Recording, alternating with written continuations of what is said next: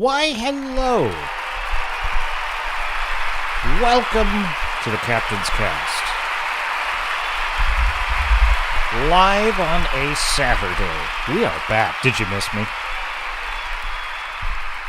Welcome aboard, sailors and star nuts all. I am your host, Captain Garrett of the Swords of Starships channel, and let's hang out for a while. What do you say?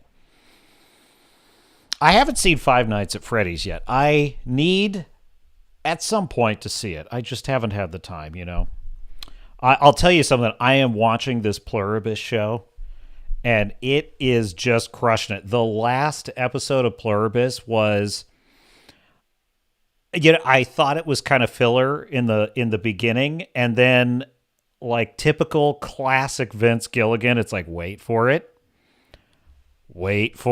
and then it just all connects, and it was such a excellent episode. It was such a really excellent character study, which is that's what Vince Gilligan does, really. So Pluribus is just tearing it up.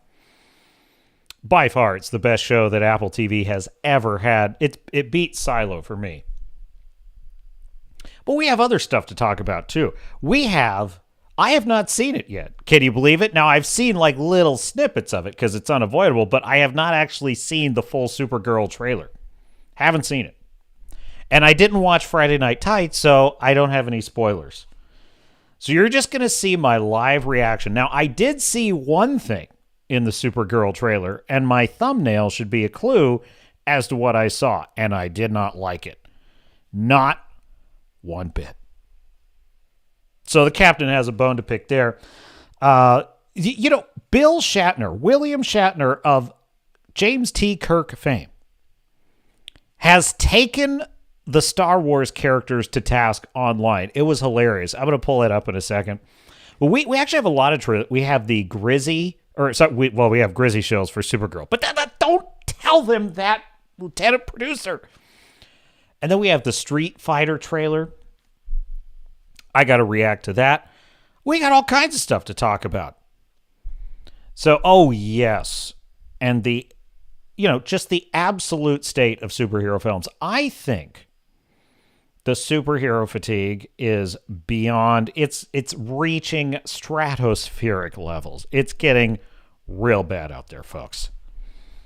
Does anyone care anymore? It's so bad. Hang on, let me fix this microphone stand. And then we're gonna greet the chat, Mr. Producer. New microphone stand. That's New Year's resolution. Okay. We have Fu Man Blue in the... I'm sorry. Michael Archangel was first in the chat, followed closely by Fu Man Blue. Fu Man Blue is the master at arms aboard the ship. Michael Archangel is a red shirt. A red shirt on the ship.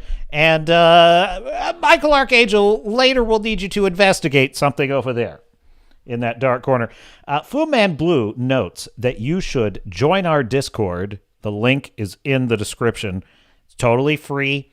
You can even be a red shirt on the ship and still join our Discord. Michael Archangel's proof of that. And then smash that like button. Help us boost it in the algorithm. I'm not gonna preemptively say we're roasting Supergirl. I'll just tell you right now, there are things that jump out at me that I like about the Supergirl. No, not that. Well, you know. What's her name? Millie Alcock? Millie Alcock is how you pronounce her name correctly. Look, she's a babe. There's no doubt about it. And that's doing a lot of work there.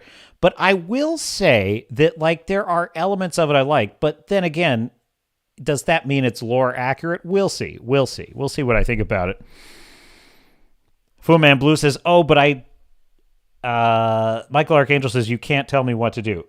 Yes, exactly, Fu Man. You can tell him. You are the master at arms on the ship, so you outrank him. Redoubt Productions is in the chat and says, yes, my weekly exercise in seeing how social I can be while also being antisocial at the same time has returned. We definitely have to do a review Redoubt Productions of Shogun Season 2 when that comes out. There is going to be a Season 2, I do believe. Meat Shield is a red shirt, says Fu Man Blue. It's possible. It's possible. Yeah, Alcock has really unusual features, not pretty. That's fair. She's not conventionally attractive, and she's not conventionally attractive in the way that Bella Ramsey is not. Bella Ramsey is who Hollywood says is not conventionally attractive, by which they mean, I don't want to be mean, Mr. Producer. I don't want to be mean. So how could I put this? How would a decent gentleman put this in a way that is constructive and not mean-spirited? In the words of Lieutenant Jim Dangle of the Reno Sheriff's Department, she's just a very unfortunate-looking woman. Millie Alcock, on the other hand, is a unusually attractive woman. She's an unusually looking attractive woman, I suppose you could say. Fu Man saying Alcock is pretty in a Bella Ramsey way. Oh, that's harsh. That's harsh, Fu Man. That is cruel. You take that back. Seriously? Like, what if Millie Alcock had played, what the hell's her name, in The Last of Us? I care so little about those characters. I don't even remember her name. Joel's little tag along.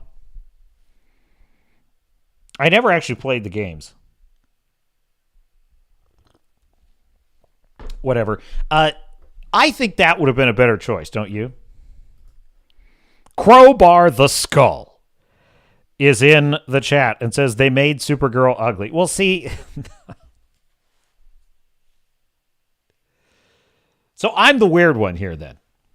That tracks, actually. When you really think about it, that really tracks. Okay, let me grab the first item in the stack of stuff. Right before we do the Supergirl trailer, I just want to show you this. I thought this was amusing. Mr. Producer, I require my browser, if you please. Yes, very good. There it is. You know who I miss in our chat? We have not seen Starfleet in some time. And it's very sad. Oh, wait, there. Oh, my God. Speak of the devil. Starfleet, the master gunner aboard the ship, has arrived and says there is one shot of Alcock that looks okay, where she actually looks like Supergirl. Thank you. Someone is on my side. Redoubt Productions, what rank did I give you on the ship? I know I've given you a rank on the ship. Redoubt Productions is, we know Tom, who rarely appears. He's a chronicle. He's a chronic lurker, let's say. We gave him the rank of navigator, chief navigator aboard the ship. Redoubt Productions is, what would I say, quartermaster, perhaps? Redoubt Productions says that Supergirl trailer enraged me, and I really should not be, but there is something so frustrating about just watching it. All the tropes of the past decade of Hollywood, all of them. Well, pretty much all the boys are here. So I'm feeling good. So let's check out what Bill Shatner had to say. Mr. Producer, share a screen if you would. So this was, I got to tell you something. If you need a timeline cleanser on X, you need to follow William Shatner. I don't think there's any celebrity anywhere on X that is a better follow than William Shatner. He is perfect in terms of he never takes the bait on political stuff one way or the other, but he still has fun with it because there are still wacko leftists that are trying to they're trying to get him to either say he hates Trump or try and catch him liking Trump or something like that. And and he never takes the bait. He always just plays with him in some way that is vague and evasive. The guy is really good at X. William Shatner is really good at X. Now, I don't know. You might say maybe he's got a social media person or something that does it. I don't believe that, though. I think this is really him. Anyway, so this was his response to this image here. Let me just show you this. Look at this. Some crazy Star Wars fan had the heretical idea of making this image. You have Luke Skywalker and Chewbacca piloting the Enterprise. You have Han Solo in the captain's chair. And then you've got Obi-Wan Kenobi, Leia, C-3PO, and R2-D2 in the background there. And very much like me, William Shatner, James Tiberius Kirk himself, took great offense to this image. Great offense. But you know, he's a classy gentleman. And so he did not respond with hyperbole. He simply surgically destroyed this image as thoroughly as humanly possible. Let me just read his response for you. Per William Shatner, the ultimate authority on this, he says, whose bright idea was this? Definitely a Star Wars fan put this together. Leia, a science officer, don't make me laugh. Put her at communications. Luke shouldn't even be on the bridge, especially piloting. Put him in hydroponics, raising geraniums. Put the trash can bot at the helm. That's what it did best. Get Goldie to be ensign. Obi should be the science officer. Han as captain? Meh. The Wookiee seems like the only one that's correctly placed. And that is William Shatner's opinion. And I agree.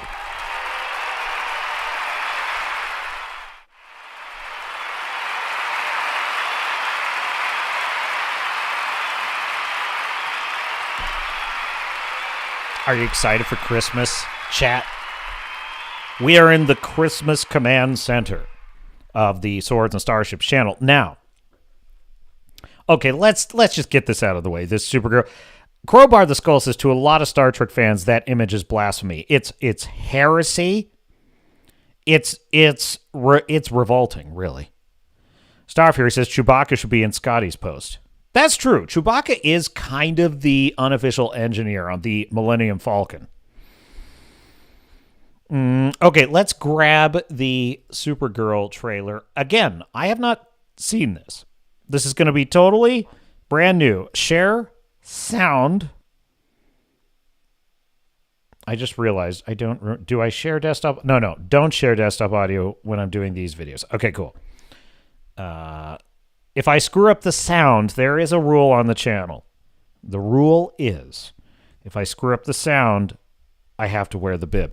But only momentarily.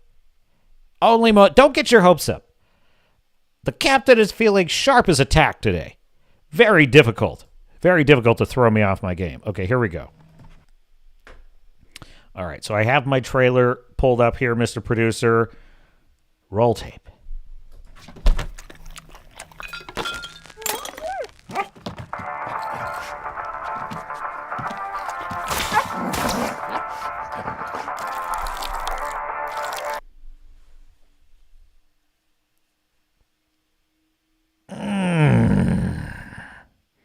Why does he do this? Why does James Gunn do this crap? It's so fucking clever. It's just so clever. Oh, look, he pissed on Super. Yeah, I cannot think of a better metaphor for the entire Superman 2025 film. This is basically the entire 2020 the opening image of Superman 2025 is Superman falling from the sky, beaten up and bloody. The next thing that happens is he gets his ass kicked a second time, and then he proceeds to, throughout the rest of the film, get beat up, completely disrespected, argued with, libeled, and then he gets nearly strangled, nearly beaten to death, nearly disintegrated in a black hole, nearly killed by kryptonite. I mean, he spends the entire movie getting absolutely beaten up to the point where I feel like this is the only portrayal of Superman I've ever seen where I seriously felt like Spider-Man could maybe take him. I'm not kidding you. I feel this was a Superman that I think Peter Parker could like cleverly devise a little modification to his web fluid. something like that would beat Superman. I seriously felt that way in this. There's no other version of Superman that I feel like Peter Parker would have a chance. Like, not even a chance. Roll tape. You managed to get most of it on the paper this time. Good job, buddy. Have you ever wanted to see Supergirl as a drunk bimbo? As a thought, basically. That's what she is. Thought Supergirl. What's that, Lieutenant Producer? I'm in the middle of a show. Is this important? This better be a production note. Chauvinistic? What was chauvinistic? It's a common term. It's an acronym. Yes, I know what it's. You know what? Never mind. Roll tape. Hi, cars are out. Hereby declare the 23 will be the best year yet.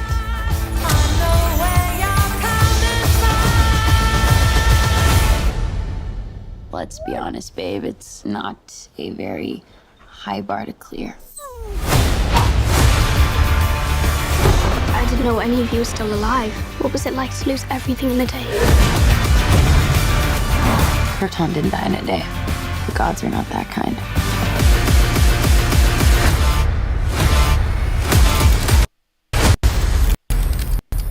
Okay, this does not look like this is gonna end well. For you guys. Do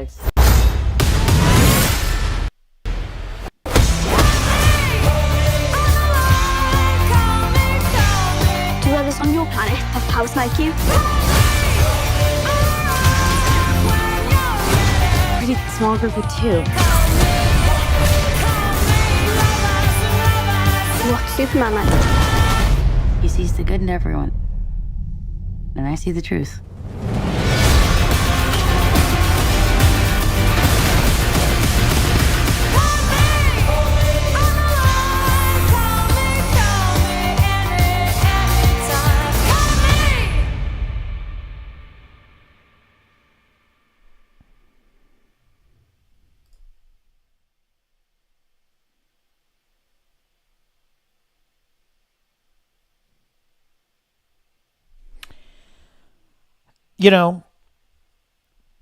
This would work better. You know what would make this really work? Is if the David Cornsweet Superman had absolutely nailed it. If we got the all-American truth, justice, and the American way, obviously nobody can ever replace Christopher Reeve, but the Christopher Reeve-like character of Superman with an amazing arc centered on Superman that was satisfying, that was epic, that was beautiful and inspiring, authentically hopeful. I've come to the conclusion that James Gunn's version of kindness as the new punk rock is the leftist version of kindness is the punk rock. In other words, kindness as long as I don't see you as my political enemy. As long as I don't see you as a political non-person because you believe something in any way, if you agree with absolutely everything in my insane, sick worldview, then kindness is what you deserve. Otherwise, smash the fash, am I right? So, it's a fake virtue signal version of Superman that we got. And more importantly than that, the Superman that we got, although sometimes fun and sometimes very likable in the Superman 2025 film, what we got was a kind of lukewarm season finale of a TV show we didn't watch. It was so subpar. So let's tally it up. So we've got Peacemaker. We've got the Creature Commandos that freak show. We're going to have a beaten up, worn out cop story with the lanterns. And now we've got drunk thought Supergirl.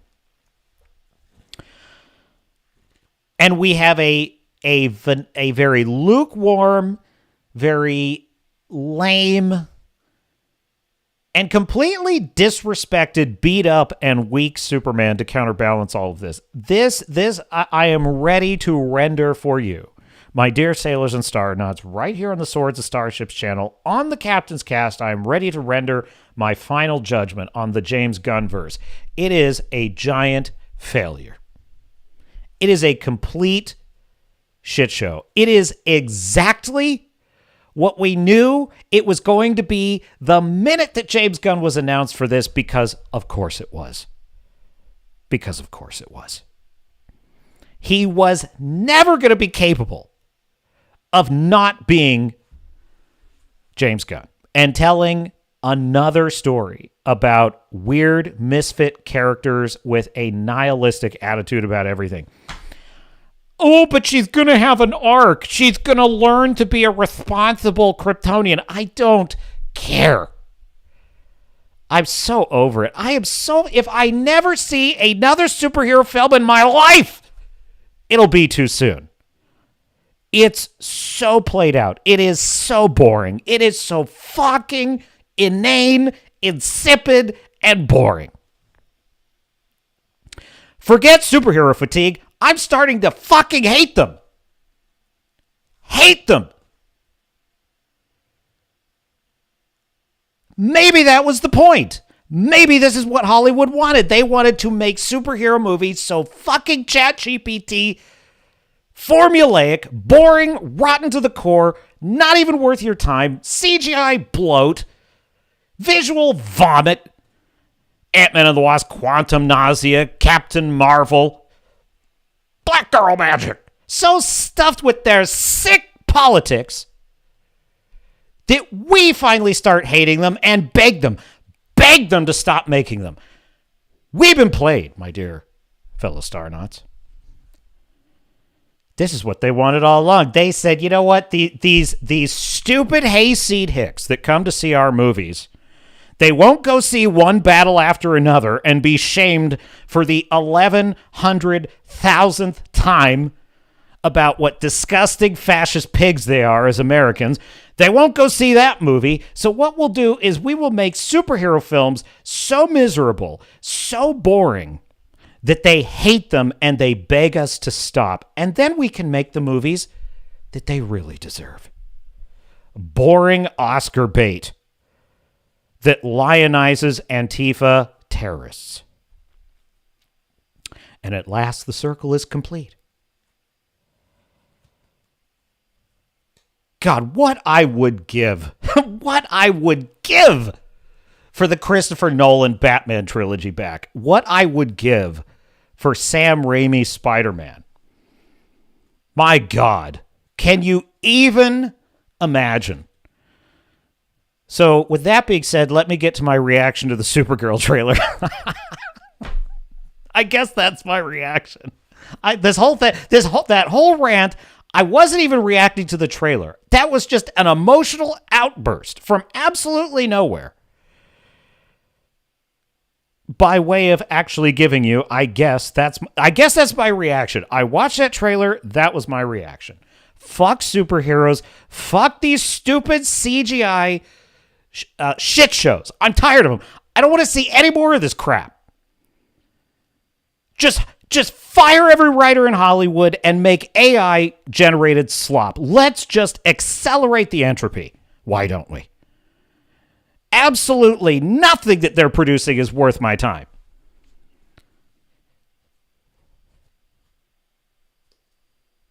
So yeah, if anyone came to this stream wondering if I would like the Supergirl trailer, it's, honestly, if it were like 10 years ago and I saw that trailer, I'd probably be somewhat intrigued about, that's interesting. We'll see where he goes with it. But the thing is, I've seen this movie 1,000 times. I feel like I'm seeing this movie over and over and over again. I'm tired of this movie. I don't want to watch it anymore. Okay, I'm sorry, chat. I went too long. Let's bib. There's no bib. Did I mess up the sound? I didn't mess up the sound. I shared the audio. Desktop audio is for the browser. Don't mess with me, Fu Man Blue. Okay, good. No, he's just messing with me. Deliberate choice to piss on Superman, 100%. Not very super, says Michael Archangel. Go to Supergirl's OnlyFans for $4.99 a month, says Star Fury. No, don't do that. For $2 less, you can join the Swords of Starships membership at the ensign level. Fu Man Blue says the only way Spider-Man could take Superman is if his spidey senses could make him untouchable. Even Superman would rip him in half. Not David Cornsweet Superman. David Cornsweet Superman would probably get ripped in half by Spider-Man.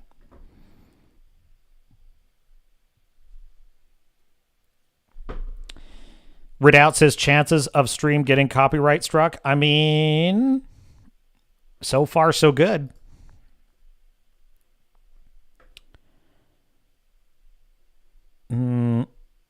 Hollywood is beyond saving, says Staff Hitting. DC is dead. Marvel is fucked. I simply do not want to watch anything from them anymore. I watch YouTube, anime, and Korean kung fu dramas. I don't blame you. I'm not trying to be a black pill here. But that trailer really set me off in a way I could not have predicted, because I kind of knew what I was in for. I knew it was going to be kind of some Guardians of the Galaxy kind of style thing. You know, it's probably... I've been watching the Mahler 17-hour video that is a deep dive on Star Wars Outlaws. I've been watching this thing in pieces. It's easier to binge watch an entire season of a TV show than to watch all of Mahler's 17-hour deconstruction of Star Wars Outlaws, which is close to the gameplay length of the game. And it's breathtaking too. It's like there's not any fat on it. Like every minute of it, he's going so fast. I sometimes have to pause to like digest what he just said. Like you have to be engaged. And what the best part of it is the comments on his video they're so hilarious. Like one of them is one more video before bedtime. He's the founder of Long for a reason. Michael Archangel says, stick her on a planet with a red sun and it would be completely different. Yeah, I think she is. Like, she goes to a planet with a red sun to get drunk. Why is she being presented as a drunk? Because, I don't know, just presenting her as an obnoxious party girl is like... Because let me say this a different way. James Gunn just cannot write a character like Clark Kent. He just can't. And by the way, I understand that like it's a different director doing Supergirl and everything, but Gunn is the overall leader of this DC universe. And this is 100%. His fingerprints are all over this. And there is just no way that he is going to guide this ship toward anything like a classical Superman. You know, I watched Man of Steel again, and say what you want about the problems with Man of Steel, but Jor-El, as played by Russell Crowe, is inspiring. He's got a warmth and a wisdom to him. He's sort of portrayed as this kind of moral guide in the story. Kevin Costner and Diane Lane as the Kents are they're so down to earth, but they're also so real and relatable, and they're passing on kind of their wisdom and their hope for Clark, you know, that they're almost as afraid for him as they are trying to, you know, protect him and guide him. There's so many powerful things, and there's actually a lot of moments in Man of Steel where Clark Kent takes a leadership position and he does something that is courageous and optimistic and against the grain, against the cynical grain. So, yes, it's a Snyder film, but it actually has a lot of optimism and hope, and he seems like a powerful figure. And the James Gunn universe, I get the feeling that this guy just really... He's trying to describe something he doesn't understand and doesn't like, which is the hopeful, optimistic version of Superman. Firing Henry Cavill after that moment when Henry Cavill was like, we're going to make a new Superman and he's going to be it's going to be full of hope and optimism and joy, and immediately gets fired. That should tell you everything you want to know. So Supergirl is the character he really wants to do. Creature Commandos, Peacemaker, those are the characters he wants to do. He's not the guy who's interested in doing, the really great characters like Superman and Batman. And I'll tell you,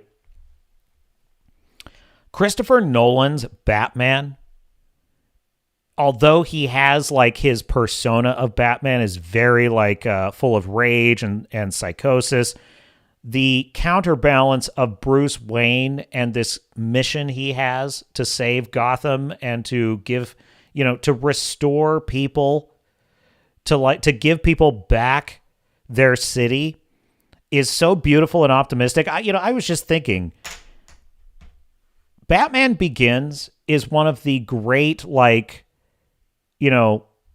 path will you choose, young man, stories of all time. It's one of the great Epic of Gilgamesh, Hero with 1,000 Faces stories of all time. It is such and I'm not, of course, it appeals to everyone, but specifically for young men, I think Batman Begins is an exceptional film about a man who is on the path of discovering, his mission never changes. It becomes a question of who will he be in the accomplishing of this mission. There is so much more hope and optimism in that, in the gritty, dark Nolan trilogy of Batman, than there is in James Gunn's universe. Fu Man Blue, you watched the last two Mission Impossible movies. I was entertained, but it wasn't perfect for sure. I roughly agree with you. Mission Impossible Fallout, there was never any topping that. There just wasn't. Mission Impossible Fallout is a flawless action film. It is so damn good. I don't know how you ever follow it. It really kind of was the end of the series. It really provided a beautiful conclusion to Ethan Hunt's story. So yeah, Mission Impossible, the last two just weren't.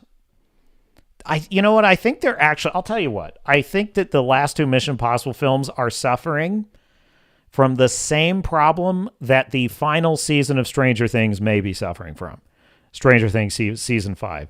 It might be that it's too, this is going to sound really cringe, but it's too epic.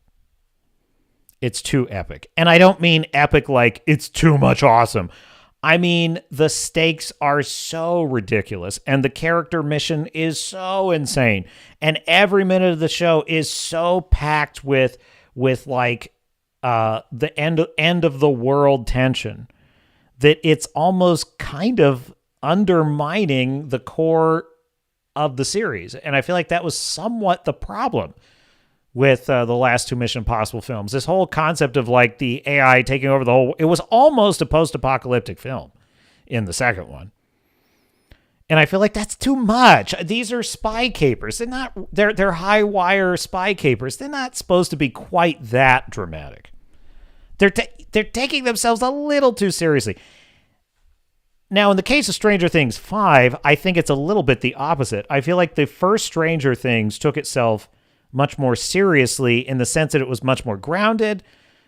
Joyce Byers seems like just an actual mom looking for her son in that first season.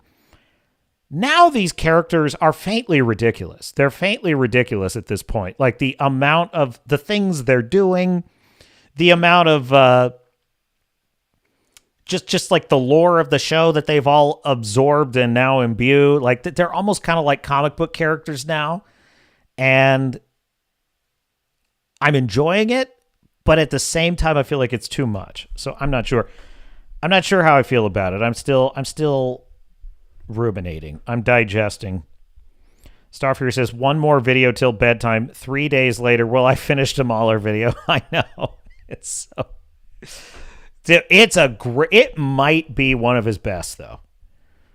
He is taking Star Wars Outlaws to task.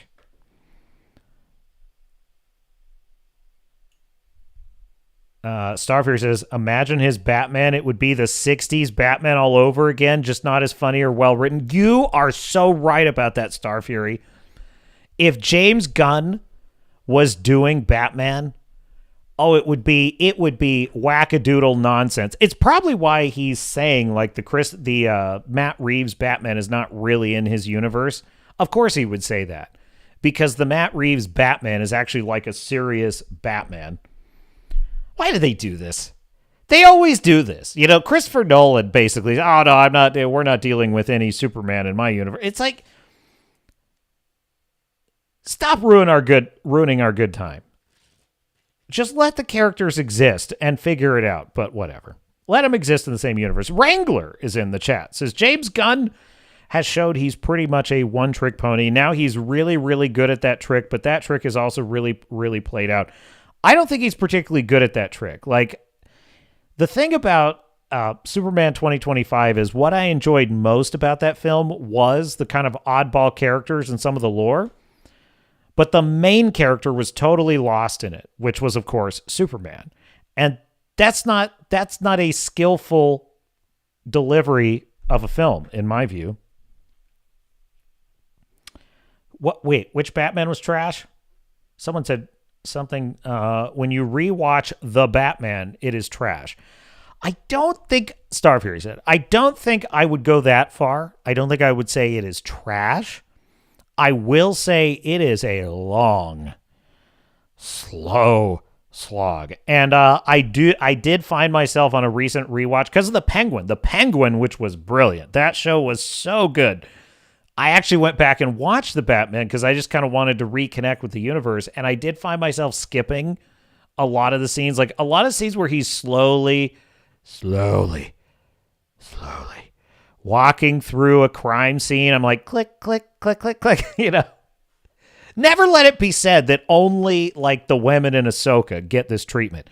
If I'm watching a film and there's a bunch of dudes who are like quietly walking places for too long, I'm going to start skipping.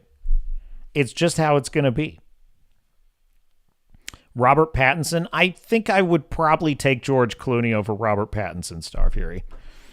Footman Blue says, I knew when they cast him I wouldn't like him. He should, you know what? He should be out there in the woods in Washington being a vampire, romancing Kirsten, whatever her name is. That's it. Kristen Stewart. I'm surprised Kristen Stewart wasn't Catwoman, says Starfury. Why not Millie Alcock? Batmobile was absolute garbage. After the Tumbler, you can't beat it. I mean, at least give us something like the Tim Burton Batmobile if you're not going to give us the Tumbler. But the Tumbler is pretty unbeatable. Pretty unbeatable. Michael Archangel says, I like the Superman movie because the kaiju destroyed the building I work at in downtown Cleveland. Well, that's a reason to like it. How about a Dodge Charger, says Wrangler. Corvettes are better as Batmobiles, probably. I would say. All right, now I was being as unbiased as possible with the Supergirl trailer. I was actually going into this, but okay, I'm not going to. Obviously, a lot of people are reacting negatively to it. I'm going to give it a fair shot. And you see the result. I actually didn't even expect to hate it that much. I actually expected to be like, I figured at the worst. That was like my worst case. I pretty much hate that trailer. I really hate that trailer. Now, there is a type of fan who loved it. There is a type of fan who can't get enough of slop like this. They're what's known as a shill. Unlike us regular humans, they suffer from a disease. The disease is called shillery by proxy. It's congenital. It's contagious. It's permanent, and the prognosis is quite grim, I assure you. Fortunately for us, fortunately for humanity, there is a man who studies the shill. He has a doctoral degree in shill studies. He's writing his thesis as we speak. He studies them relentlessly, meticulously, one might say, in hopes of one day diagnosing the source of their disease, and if not curing it, perhaps inoculating the rest of humanity against it, lest it spread. His name is Mr. Grizzy. He is a servant of humanity. And he has chronicled for us the various shills who enjoyed this trailer immensely. So I thought we would just see what those dastardly shills are up to. What do you say? Like, to be completely honest, I really appreciate what you guys have done with the show and everything. I appreciate your shows. I think they're fun to watch, whether about my stuff or something else. This was my idea to do, a handful of people whose stuff I enjoy and say, let's give them a little bit of time, because I appreciate it. And We you appreciate that. make Thanks, this. My gosh, thank you so much. Oh my God. Hey guys! Hey! Today I am so excited because we have the Supergirl trailer. You've got a dirty, whorish mouth. That's what you have. I loved. Oh, that is great news. That is great news, Starfury. There is now an RNA vaccination for shillery by proxy. Thank God.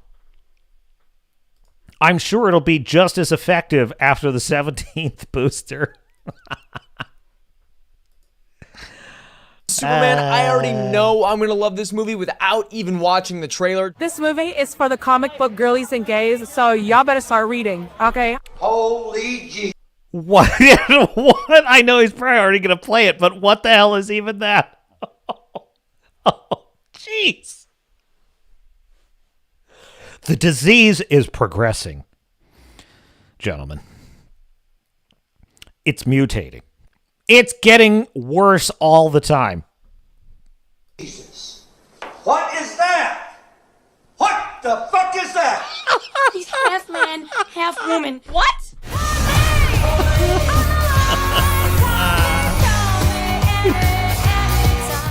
Already off to a terrible start. Crypto, come on, first shot. Hey, it's Crypto! Hey, big fat Polly! Crypto! Oh, Crypto. I missed you, Crypto. Bitch. You keep this cringe shit up, I'm gonna get you later. Oh man, Crypto. Get him, Grizzy! Get him! He looks so good. Oh, damn. Yo, Crypto. I know some people are going to be mad because Crypto is taking a pee on the newspaper with Superman's face on it. Big deal. Grow the fuck up. It's not that big of a deal. Oh, this fat slob. This absolute fat slob. Just be honest. Just admit. Oh, I know people aren't going to like it. Oh, grow the fuck up. You know why he says that? You know why John Roca says that? Because he knows that the people who don't like it are right. So this is an ego defense mechanism that he's employing. He is preemptively defending the indefensible. They're so dumb. So the viewers need to grow the fuck up, not whoever put a pee joke in this movie. Okay, that's an opinion, I guess. I thought that was funny. Does this not remind you of like Star-Lord? It totally reminds me of Star. Peeing? Yeah, no shit. Because that's the only thing that James Gunn writes. Even in absentia. Michael Archangel says, what's with the use of a lavalier microphone held in your hands? Fucking clip that up to your collar. I know. That is really... You know what that is? You know what that's like, Michael Archangel? I'll tell you exactly what that's like. That's like the snooty, pseudo-intellectual asshole at a Starbucks who's writing his novel with his laptop over one knee. So he's got like one leg over his knee and he's like reclining and he's just taking up space at the Starbucks because... I'm working on my novel. You always work on a novel at a Starbucks. Never catch me doing that. Ever. On Superman. Time. Yay, good Good job, Crypto. Hey, Mr. Grizzy viewers, I got one for you. So, what's the difference between a good old-fashioned joke and 3 big black dicks? This bitch can't take a joke. Yay. Yeah.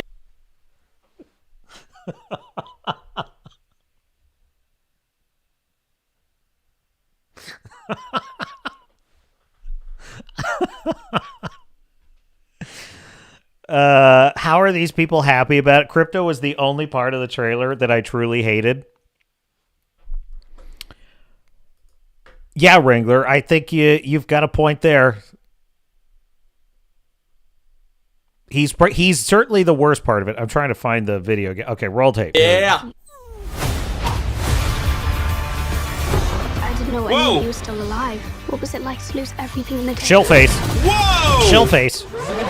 City of Candor! No shot, no shot, no shot. City of Candor! Oh my god. You're shilling too hard. Yes! Yes. Make anytime. You look like you're trying to take a shit. This is gonna end well. For you guys. Let's go! Let's not. What, Superman? Lobo! I know what that is. Oh! Lobo! Oh, was that Lobo? Yes, it's him! Oh, I have to go back and watch that. I thought the worst was over. I was mistaken.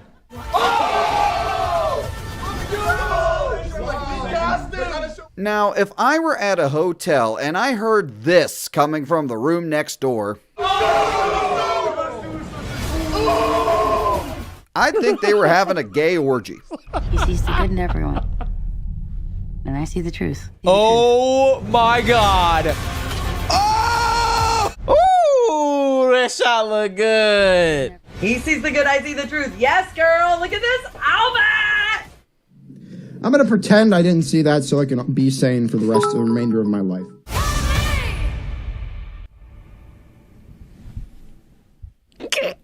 That looks great. What the fuck was that?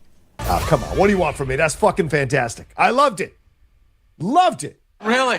What a shock. So to all the DCU shills in this video and your completely genuine and sincere reactions, Listen,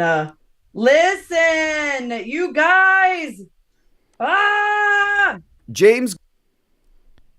Unbelievable. Like, they're so phony. Why do they even do it anymore? They're just so fake. Do they even have an audience? Gunn thanks you, and who knows, maybe he'll even blow you or something. I'm being really sincere. I really do appreciate what you guys are doing. I can't believe how...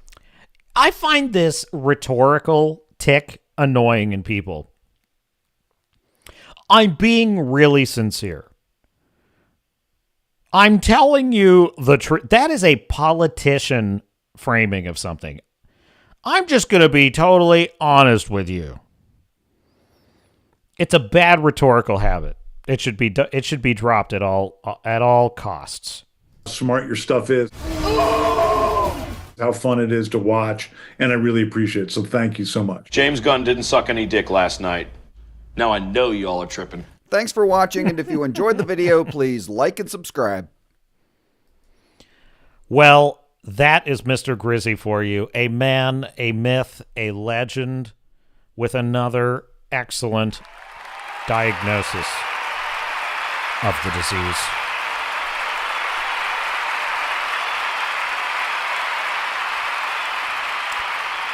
Michael Archangel says, name a James Gunn movie that doesn't use music from the 70s and 80s. I don't really know James Gunn's...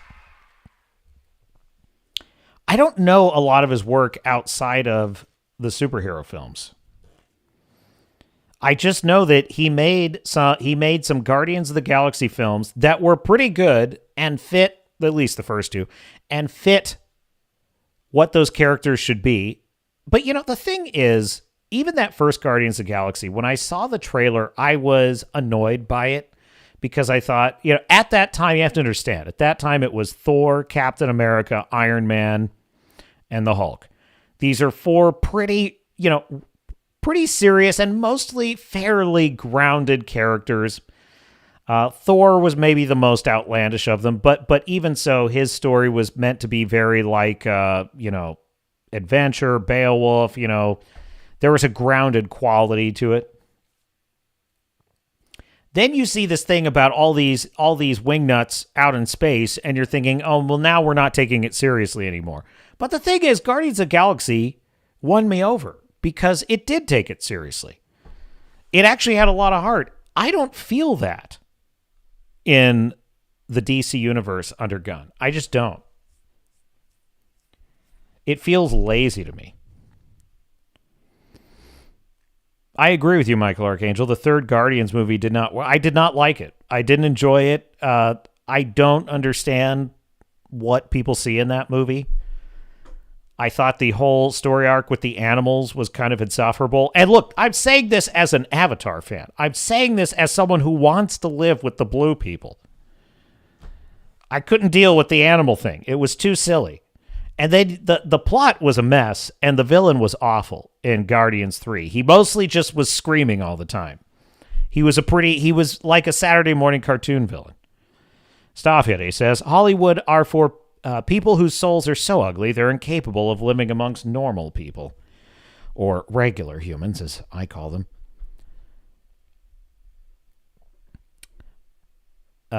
Crowbar the Skull noting that Grizzy jokes are getting better all the time. I agree. That one about the three, you know what? That was pretty good. She can't, the difference between a joke and three black. She can't take a joke. I kind of miss when he called Grace Randolph Chlamydia Burns. He's kind of backed off that lately, and it's very disappointing. I found that very funny. I don't endorse it at all, because that's mean. But it is very funny and very amusing. Okay, what else do we have in the stack of stuff, Mr. Producer?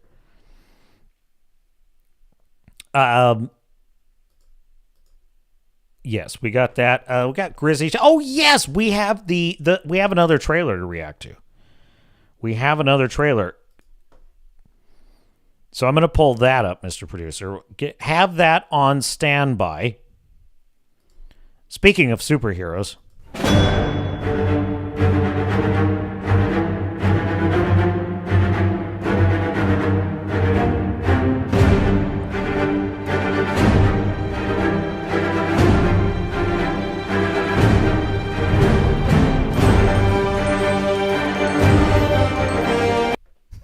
How can you not love that?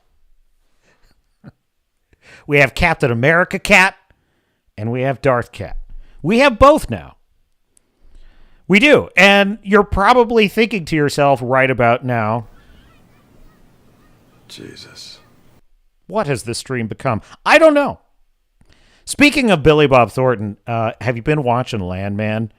He was born to play. He is that character. It's just, he's fantastic in that show. Okay. I do believe I have the trailer downloaded for maximum quality. Yes. Okay. I have not seen this. I have seen the first Street Fighter film from the 90s with Raul Julia. And it was dorky and Jean-Claude Van Damme. Jean-Claude was in it. And Jean-Claude Van Damme was a big deal back then. So let's check out this new Street Fighter trailer that just dropped. Roll tape, Mr. Producer, if you please, sir.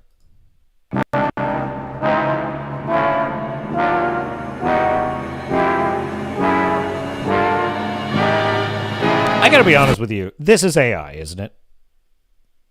This is AI. I fell for AI, didn't I? Is this really the trailer? Okay, I need help here.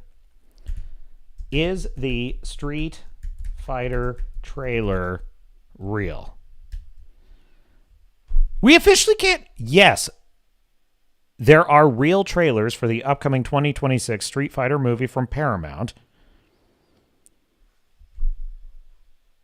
This can't be real. It doesn't look real to me. It looks like a fan AI trailer.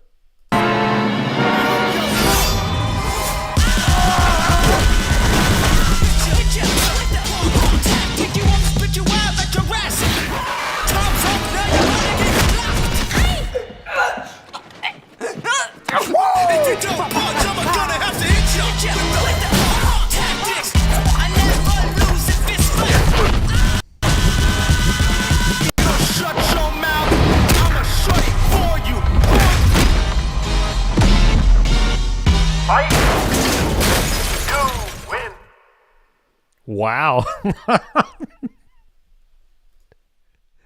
I don't know what to say exactly. What happened there?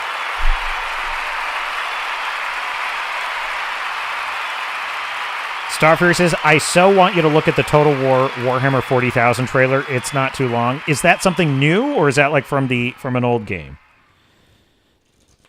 Wrangler says, I went and watched Grace Randolph's review of Kung Fury. I was actually surprised to hear her say that it needed more diversity. What? It was 10 years ago before everybody jumped on that. Right. Michael Archangel says, kitties, now I want to play Stray again. Starfire says, Grace Randolph has doxycycline shipped to her home by the truckload. What is doxycycline? I don't know what that is. What is doxycycline? A broad-spectrum tetracycline antibiotic. Oh, no!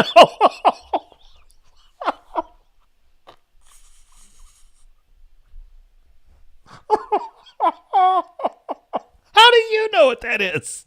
How do you know what that is, Starfury? I have concerns, sir. You've been spending some time down in certain houses of ill repute by the docks.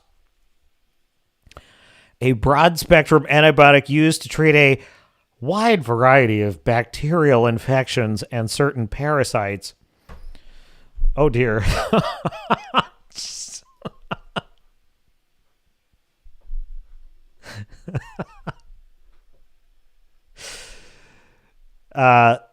Redoubt Production says that was indeed images that mimicked motion. So I still do not fully know if that Street Fighter trailer is real or if that's an AI fan-made trailer. Yeah, Starfire, I get it. It's for the chlamydia. And you worked in the medical industry? Well, we learned something new about our dear Starfire, our sweet prince across the pond. I'm not,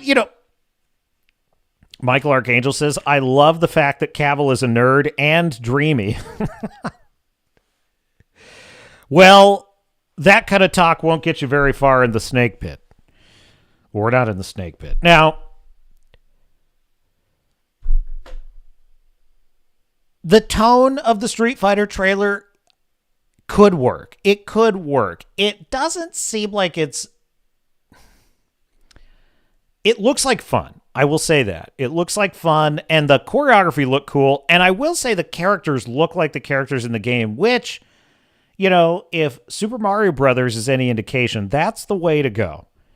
Legend of Zelda casting nailed it. That's the way to go. Modern Hollywood will probably make Ryu and Ken into gay lovers. Now, don't doom Wrangler. We don't know that. They're bitter rivals. Starfire says that is a real trailer. It turned up on the Game Award shows, and the main actors turned up. Okay, cool. I didn't get snookered. All right, let me see if I can find this, because Starfire he's bugging me to watch the Total War trailer. Warhammer 40K. When's this coming out, Starfire? Warhammer 40K Total War. Total War. I'm looking for it. I'm trying to find it.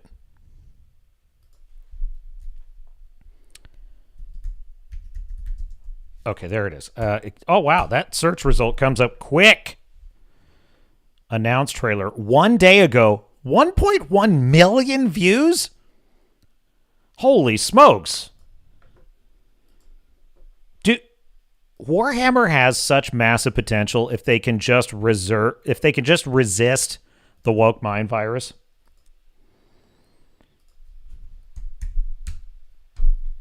All right, Mr. Producer, share sound first, and then let's mosey on over to the browser here, and let's take a look. Look at the ratio currently: 87,000 likes to less than 1,000 dislikes.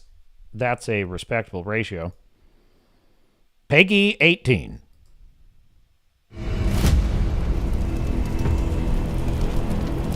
I bet you couldn't tell that wasn't the trailer. That was me. Peggy 18. That's how he always says it. In the grim darkness of the far future. Hell yes. Every soul's survival hangs by a thread.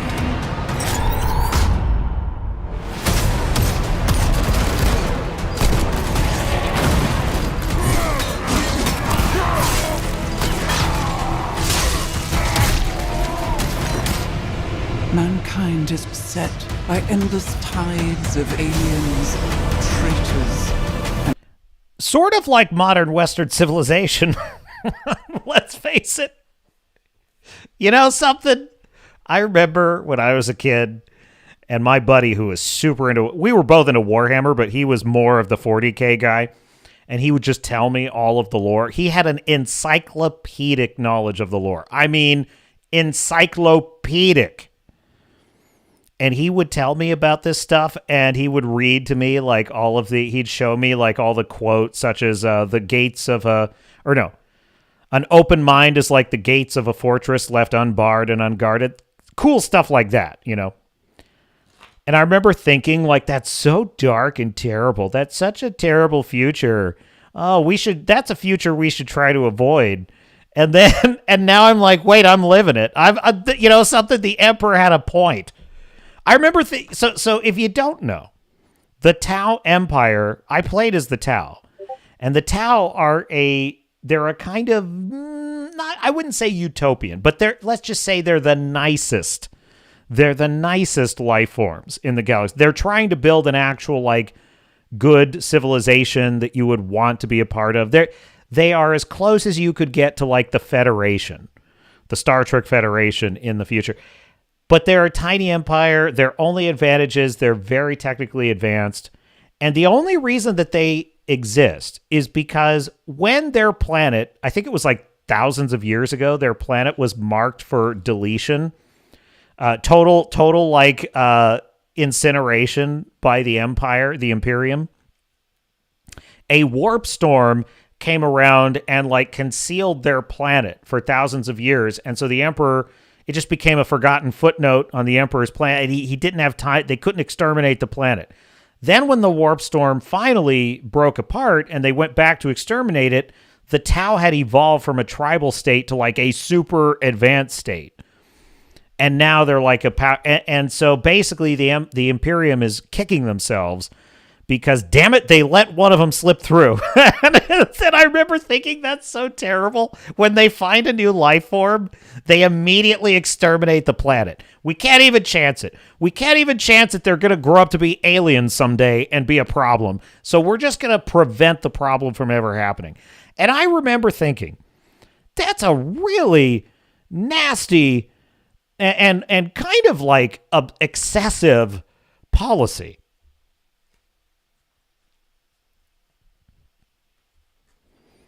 And I'm not going to say I agree with exterminating the planet preemptively, of course. I'm just saying there was more wisdom in it than I used to think. I'm kidding.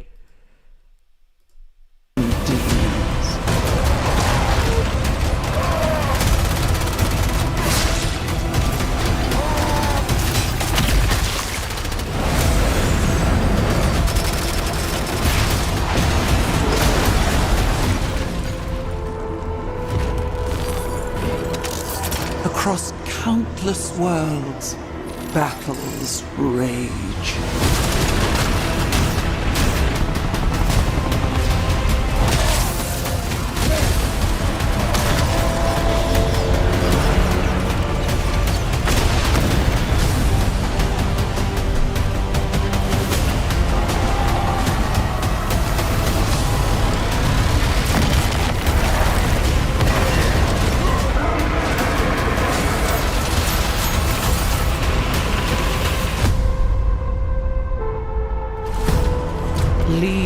armies. Do you know what this is? This is the pinnacle. This is the absolute apex of the male fantasy. It just, this is the modern male longing for the days of the Roman legion. It just is. This is why we obsess about Rome. This is like Rome if it were amplified 1,000-fold. Like if it were geometrically expanded. It's just in our DNA. It's in our ancestral memory. We long for the days of empire building. We just do. I don't know if we're wired not to do this at some point. Conquer worlds. Fight on as the galaxy burns.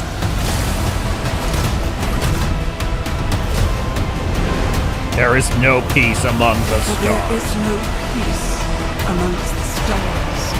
There is only war.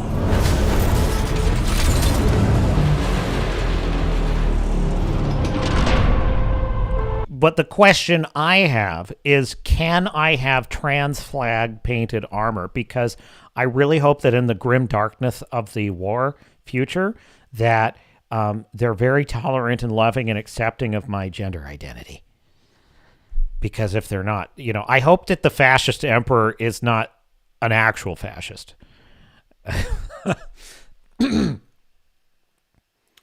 If the emperor of man, the god emperor of man, no, not Trump, the fictional god, not the real god emperor of man, the fictional god emperor of man. If the fictional god emperor of man crushes entire civilizations preemptively, strangles them in the crib before they ever have a chance to rise out of the primordial muck, rules giant hive worlds with billions and billions of people who are little more than fodder for an endless meat grinder, rules them with an iron fist. If he ensconces himself in the psychology of all living beings as a god, a deity, whose will must be obeyed without questioning, none of that is really fascistic. It's only fascistic if there aren't enough women in Space Marine armor. Now that's fascism, and it's disgusting, and I disapprove of it. Fortunately, this is not a fascist game as long as there are trans flags available as playable skins. Star Fury says, Trump can be my god emperor. Fight on as the chlamydia burns, says Wrangler. Fu Man Blue says, space orcs against space elves. Fu Man Blue noting that you can follow Captain Garrett's starfaring novel series Galaxyborn at www.galaxyborn.com. That's www.galaxyborn.com. That's how websites were advertised in the 90s on TV ads. It always sounded like that. There was literally a weird echo in the narrator's voice every time they would say www.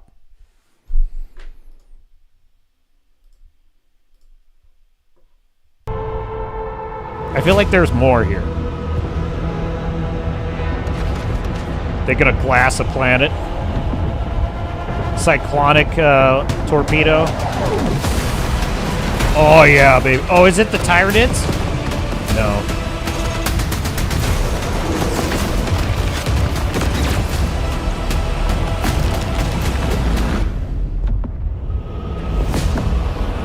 Dude, the visuals look fantastic in this.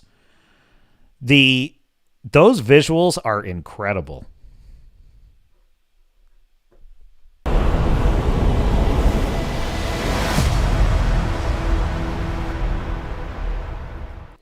Well, that looks pretty rad, Star Fury, and hat tip to you for having us watch it. Speaking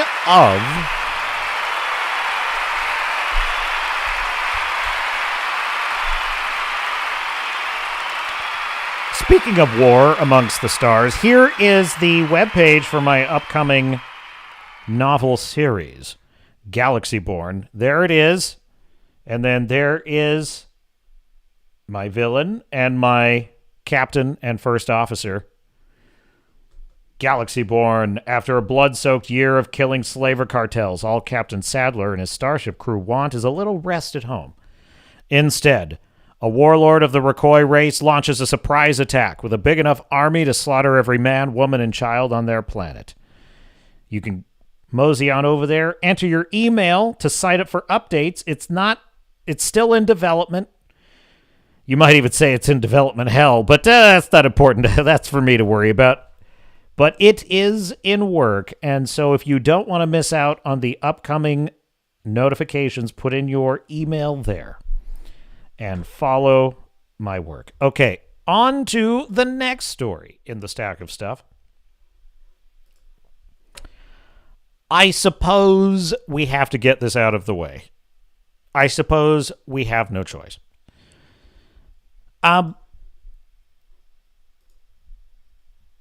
Star Trek was the first series, the first franchise that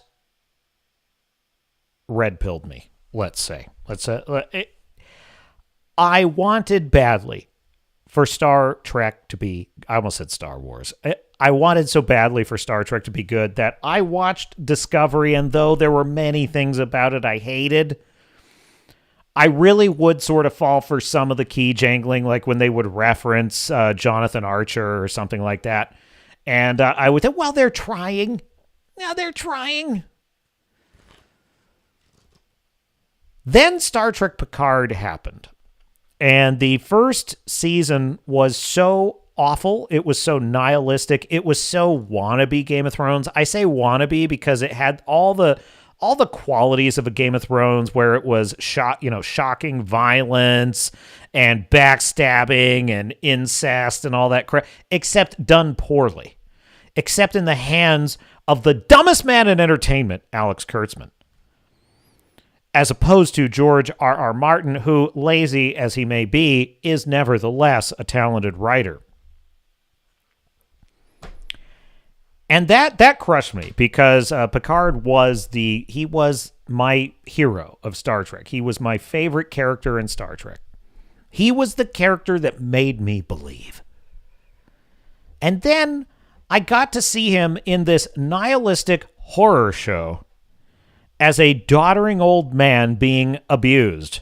Elder abuse is basically what I was watching for those first two seasons. Now, Terry Matalas gave us a nice little gift with Star Trek Picard Season 3, which was really just, it kind of sort of allowed you to disregard those seasons, and it gave you an actual season of Star Trek and a very nice ending to the Next Generation storyline. But,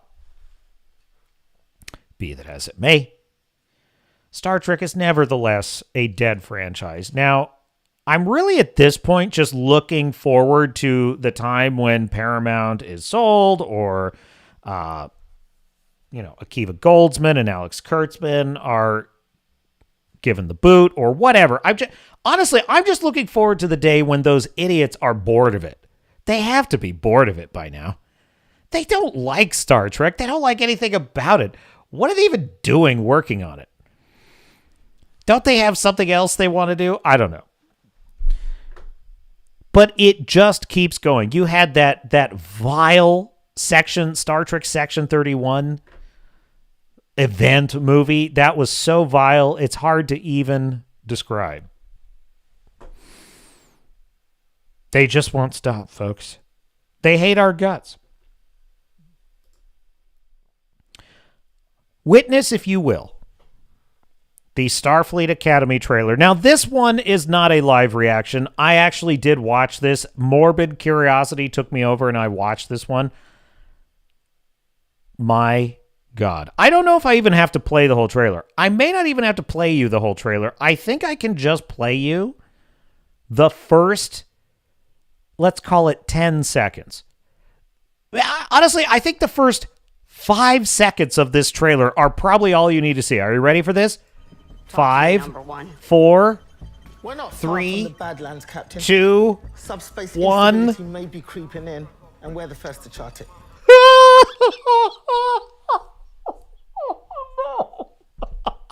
7 seconds. I was close.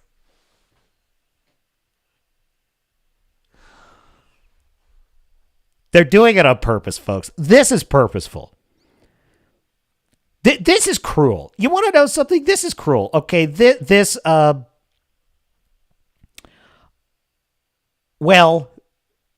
human on the far left here, gender unknown. I'm not qualified to make that diagnosis. But this human on the left here was hired and probably told that he or she was being hired because it would be a great part and he or she would be a interesting and delightful character and would have an important role to play, while secretly they really just wanted the most unappealing, un-Star Trek-like character possible to piss off people like me. That's basically all it was. It was to say, hey, just in case you forgot, Star Trek is ours, and like Crypto in the Supergirl trailer, we can piss on it as long as we want, and there's nothing you can do about it.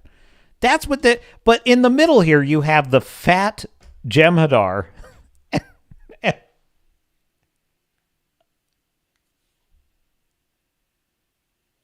7 seconds. That's all it took. It's incredible. Oh, Crowbar, your reaction is exactly right.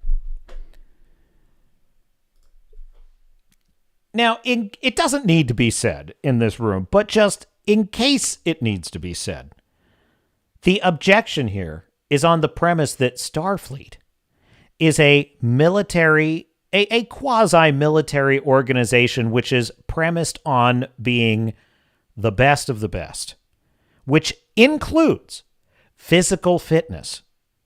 It is a military organization. So this, aside from all of the myriad other problems here, this is just simply lore inaccurate. It is inaccurate that this would be Starfleet. But it doesn't even really make me mad anymore. It just is funny. Because this is what these left-wing wackos, who, by the way, were trying to make the actual United States military look like this. Don't even think for a second that's not what they were doing. They were well on their way to making the United States military look like this. Because they think that these are the characters that would be on the cutting edge of civilization. They think that these 3 characters would be exploring worlds and founding civilizations, advancing the frontiers of science.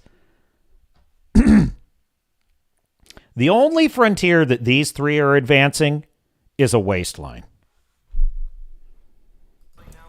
These would make an excellent practical study module for the Spatial Harmonics Lab, Captain. All right. I'm going to name this character Rusty. I'm going to name... So the creature on the far left. I don't know what species she is. I'm going to name this character Rusty because that's just what it looks like to me. It looks like Rusty.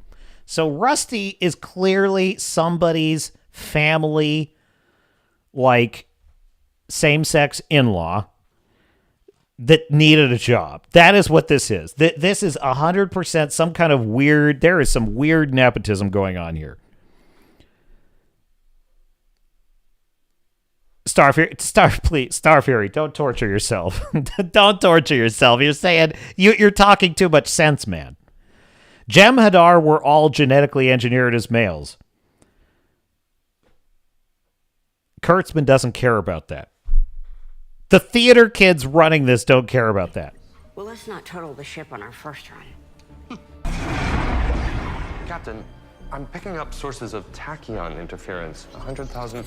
Captain, I'm picking up sources of tachyon interference. There's lots of tachyons. They're long and hard tachyons. So many of them. Kilometers to port.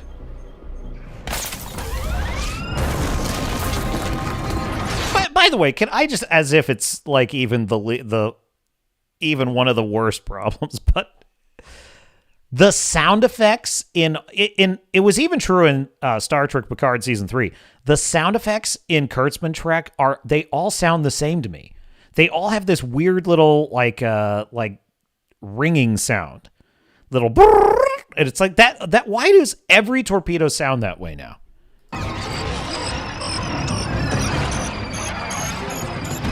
12 contacts incoming. 12 contacts incoming, Captain. Centers. Red alert. Ray shields. Why do they love this chick so much? This is like Bella Ramsey or Pedro Pascal or Zendaya. This chick is one of those that, like, Hollywood, they get wet over this chick. Why? I don't understand it. Target those contacts and take them out. Get to the kids.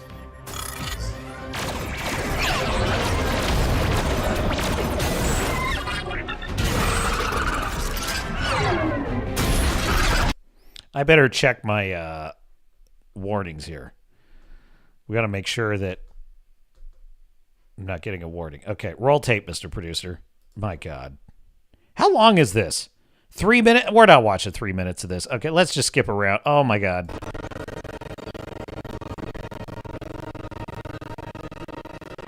That's not my fault. There's like a lag there. Hang on. Let me just... What is that?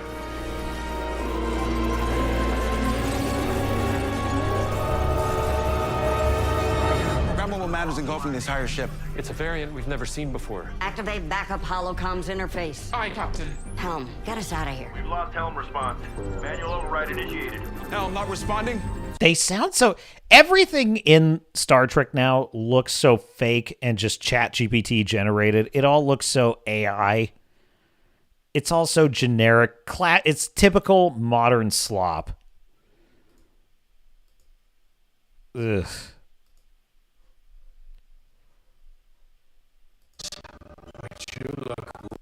What a disaster.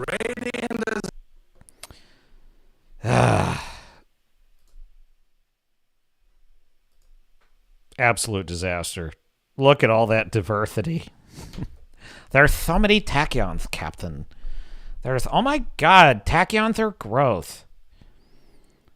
So done with lens flare, says Fu Man Blue. I know, it's just the way things are done now. Now, I want to pull up a tweet here. So Bo DeMeo is the X-Men 97 writer. He's been in like the comics and comic book and superhero writing space for a long time. And he had a post. I don't know if it was specifically in response to Starfleet Academy, but he made this post like right around the same time that this came out. So let me grab this. Now, I'm not going to tell you that the guy is like super based MAGA or anything, but he's very level-headed and his takes are always very fair. I find his X feed pretty great, to be honest with you. And this is what he had to say. He says, God, what's happening in Hollywood right now is just tragic. So many writers and director friends are stuck in development hell doing endless rewrites as the tech companies, not the studios, continue to turnstile new leadership and brand visions every month, changing up notes on a project according to user data and algorithms that can only predict what audiences responded to last year, while taking zero artistic risks as they cover their flanks to shareholders who don't even watch the shows and films that they put out. Close quote for a second. This is exactly why Godzilla Minus One could never, ever, that film could never have been made by an American film studio. And this is why. Takashi Yamazaki had a singular vision. He personally led the entire development of that project. He wrote the film, he directed it, and he was the special effects supervisor, and he crafted it with love, with care, with culture, and with artistic passion. Passion. And if he had had just one executive goon looking over his shoulder like Kathleen Kennedy, or Dave Filoni, or Jon Favreau, or Bob Iger, if he had had any of those goons looking over his shoulder, he would have produced roughly acceptable slop. We would have had nothing like the brilliant film that we got.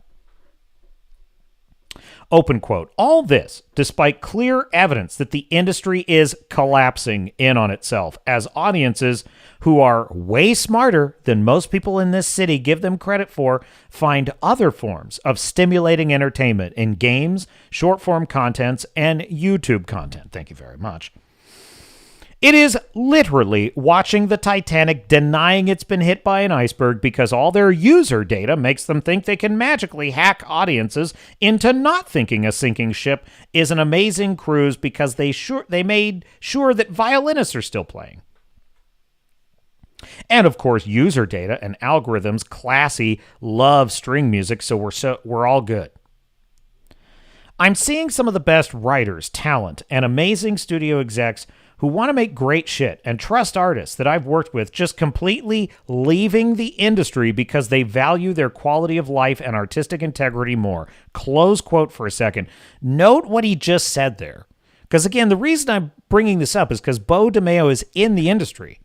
Remember, this guy wrote the X-Men 97 series, which is very well received and regarded, and he was fired from that show. Okay? So he knows how this stuff is working, and he's saying it's not just the talented writers, directors, and special effects people that are leaving. It's actually the talented executives who do know how to tell a good story. They're leaving.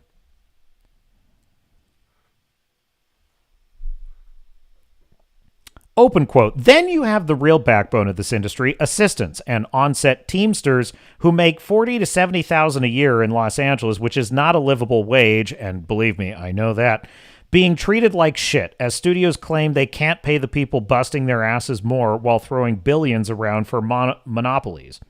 Meanwhile, our industry unions sit there and issue the equivalent of thoughts and prayers to its members while doing nothing but kowtow to the top 1% richest big guns in the industry. You want solidarity? Every major writer and director, from Nolan to Shonda, need to walk on their deals until the industry stops exploiting workers in the name of monopolies. And I couldn't have said it better myself.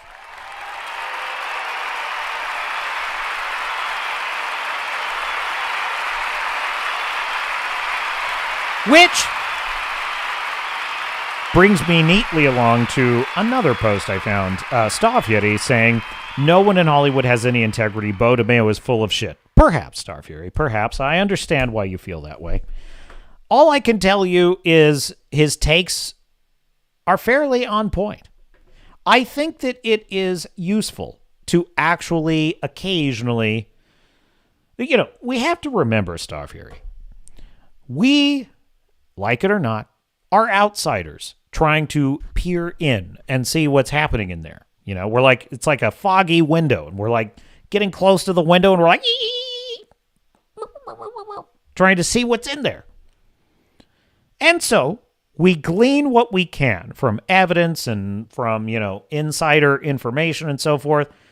I find it useful to level set with what an industry insider is saying is happening. Now, it's fair to say that there is a constellation of problems, and DeMayo is really only addressing the angle of problems that he sees because he's there and this is how he sees it. But I think that it's useful. We are many eyes looking at the same thing. And what he's seeing is what is a major problem, which is the tech companies, they don't create art from the place art actually comes from. Art comes from a place of silence.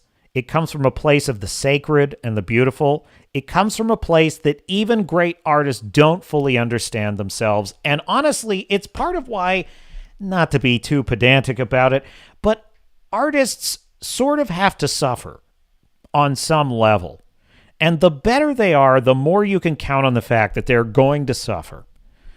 Because tapping into that mysterious place, that realm of the creative, is simply not something you can quantify. It's not scientific. It's never going to be measurable.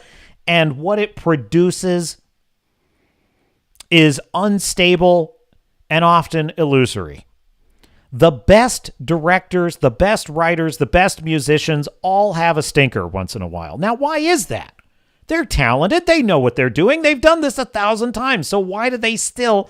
Look, Christopher Nolan is one of the most brilliant writer-directors out there, and yet Tenet is a disaster, and he's in denial about it, by the way. Because it's not scientific, it's not quantifiable. Yes, there are rules and things that can help and guide you, but the tech industry only sees numbers, data, algorithms. They're not capable of understanding the real source, the spark of life itself. And so I do think that Beau DeMayo's onto something there. Whether or not he's a windbag that's full of crap, I leave that for you to judge. I'm just saying he makes a good point. Now, Russell Crowe, Hat Tip Geeks and Gamers, has an interesting take on this. And by the way, if you don't know, I consider Gladiator one of the top 10 best films of all time. It's in my top 10 films of all time, the first Gladiator. Gladiator 2 is a wet fart that should be immediately forgotten. Gladiator 2 is garbage. It's absolute trash. Complete slop. I hated it. It was a complete mess. It kind of tarnished some of the memory I had of the first film. Complete waste of time. I don't even hardly remember the plot. I just remember the images and the rough order that they occurred in. And you know something? Of course it was. Of course it was garbage, because everything Ridley Scott produces lately is garbage. The guy is incapable of anything original. I cannot believe that's the man who gave us Alien, but that's beside the point. Now, here's what Russell Crowe had to say. Russell Crowe says he has issues with 2024's Gladiator Folie à Deux and his late character having an illegitimate son. And you know what's crazy is this point he makes, I didn't even think about this. There's a whole host of other things in Gladiator 2 that make it complete garbage, and this one got by me. But he's so right about this. Quote, the recent sequel that we don't have to name out loud, I'll name it, it's called Gladiator Folie à Deux, is a really good example of even the people in that engine room not actually understanding what made that first one special. Ridley Scott. It wasn't the pomp, meaning Gladiator. This isn't what made Gladiator special. It wasn't the pomp. It wasn't the circumstance. It wasn't the action. It was the moral core. Hello, James Gunn. Hello. So you're saying at the same time he had this relationship with his wife, he was fucking this other girl? What are you talking about? It's crazy. Close quote. So Russell Crowe is pointing out here that the best viewing of Gladiator 2 it ruins Maximus's moral core because it implies, well, no, it confirms that Maximus cheated on his wife with Lucilla and fathered Lucius, which is not what is stated. You know, in the first film, he doesn't have to be Lucius's father to want to save Lucius's life. He saves Lucius's life because Lucius reminds him of the son he lost to the corruption of the Empire. So I just thought that was a brilliant insight on the part of Russell Crowe.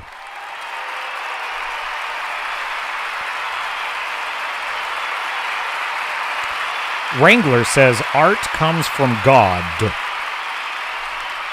And I agree. Stoff Hitty says, Chris Gore suggested that most directors have a 10-year productive lifespan. There are some outliers, but generally this tends to be the case. Yeah, probably.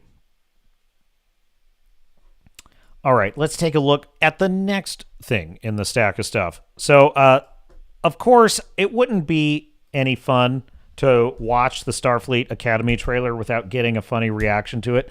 Asmongold, of whom I've become a great fan lately, he had a reaction to this. I haven't seen this yet, so I'm looking forward to this. What is this? In 1980, Star Trek stood for secular atheist values. Now Star Trek is pandering to Muslims? Do you want to know what's really sad about this? Just listen to this dialogue. Your report describes how rational these people are. Millennia ago, they abandoned their belief in the supernatural. Now you are asking me to sabotage that achievement, to send them back into the dark ages of superstition and ignorance and fear? No! Now, it's, I'm gay! I've never felt like a she or a her. I would prefer they or them. Guys, this is not even the worst of it. Oh my God. No, it's not the worst of it. Oh my God. Entire dialogues of that trash. Star Trek show, and I legitimately thought it was a parody. Talk to me, number one. We're not far from the Badlands, Captain. Talk to me, number one. The series is set in the 32nd century, and she's wearing common glasses. And we're the first to chart it. These would make an excellent practical study module for the Spatial Harmonics Lab, Captain. All right. Apparently the Ozempic also... I can't believe it, man. I just... You could just hear how fat this person is. That will make an excellent study for the students, Captain. It sounds like a tuba speaking. To run out by the next millennia. Guys, I can't do it anymore. In this one, they are literally defiling Star Trek Voyager. I think that the real problem is that the stories they used to tell had like multiple levels of complexity, morality, ethics, logic, value to them. And now there's no layers to them. It's just very simple. People are only able to perceive the most face value interpretation of anything. It doesn't matter what it is, nobody knows how to think anymore. Spoiler alert, they made the Klingon effeminate. I just can't do it. I can't. Oh my God. Oh my God.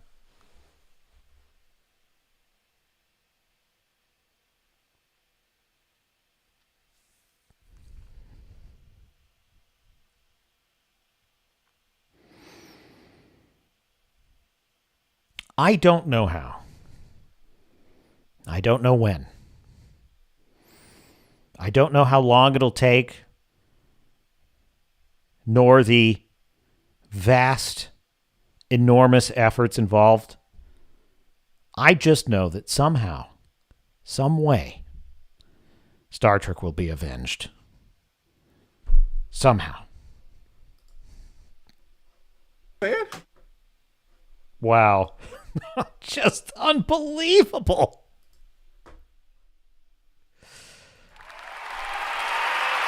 Hat tip Asmongold.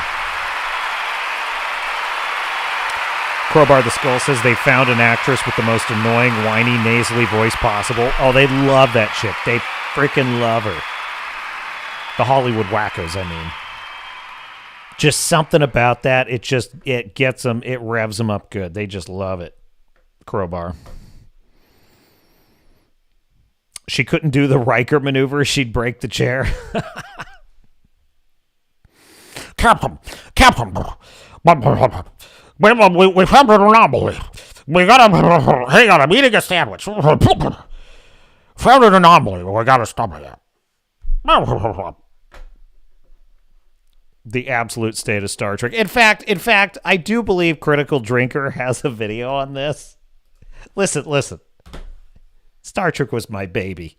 It was my baby. There's no franchise anywhere that I loved more than Star Trek back in the day. I've often said Peter Parker, Spider-Man, is my favorite fictional character. but even he couldn't hold a candle to Star Trek. Star Trek. I loved Star Trek. I wanted to live in Star Trek. Now, I just want to live with the Na'vi. Not really. I really don't, actually. But, yeah, let's see what the Critical Drinker has to say. Hat tip Critical Drinker. You know, back during the Second World War, the German battleship Graf Spee was cornered by British warships in the neutral port of Montevideo. Rather than face the humiliation of being captured or sacrificing his crew fighting a hopeless battle, the captain chose instead to take his ship out into the center of the bay and blow the thing up in front of the entire city. Yeah, it was arguably the world's most expensive fireworks display, but it also got me thinking about Starfleet Academy, a show that looks so bafflingly, mind-bendingly, unapologetically terrible that I can only explain its existence as Paramount staging their very own version of the Graf Spee. I mean, you'd think after the cringe-inducing disasters of Discovery and Strange New Worlds, they'd want to change course and roll out something a little more... Dude, that's not even all of it. Then you had Star Trek Picard, and you had Lower Decks, and Section 31. I mean... It just doesn't stop with these wackos. It just doesn't stop. And every single one of, there's no story, there's no character work. It's all just a stupid DEI lecture. Mature, thoughtful, disciplined, and, well, Star Trek-ish. Nope. It feels almost like a final act of defiance. Like, we know this franchise is completely and utterly cooked at this point, so what the hell? Let's go out with a bang, shall we? And if you need a perfect example of what Star Trek has become these days, just take a look at this clip they decided to roll out a couple of days ago. These would make an excellent practical study module for the Spatial Harmonics Lab. These would make an excellent practical study module for the students, Captain. Captain.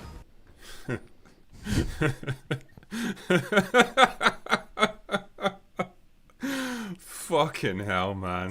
This is it, ladies and gentlemen. This right here is the absolute state of Star Trek. I mean, props to the showrunners on this one. Normally, there's only one morbidly obese woman on the bridge of your average starship these days because physical fitness standards are a tool of the patriarchy, or fascism, or... I don't fucking know, whatever the word of the day happens to be, but they truly have upped the stakes by doubling it here. And oh boy, did they double it. I bet the replicators have to work overtime whenever you ladies waddle into the mess hall, eh? Also, I know this is just an aesthetic thing, but I've got to get it off my chest anyway. Why in the name of Shatner's hairpiece are modern starship bridges so fucking ugly? They're always dark, they're always huge, and they're always basically empty. They look like nightclubs run by Daft Punk, and they're trying so painfully hard to look cool and moody that they've become the spaceship equivalent of an edgy teenager who's just discovered leather trench coats for the first time. But they're not just ugly, they're also completely impractical. I mean, just take a look at this shot. Star Fury. He says I sounded better than her whilst I was having my heart attack. Oh, jeez.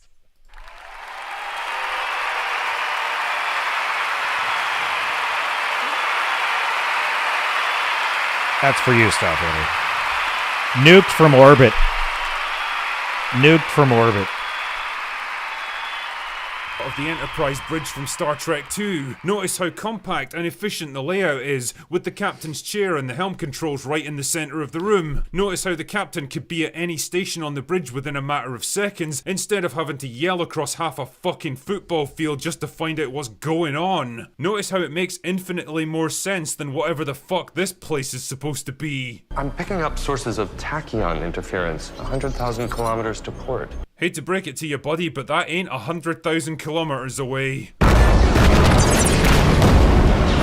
Anyone else tired of watching starships get completely overwhelmed and torn apart in a matter of seconds? I mean, it happens in every single new Star Trek movie, and all it does is make them look kinda pathetic, like they're not even capable of defending themselves. A little busy here, Captain.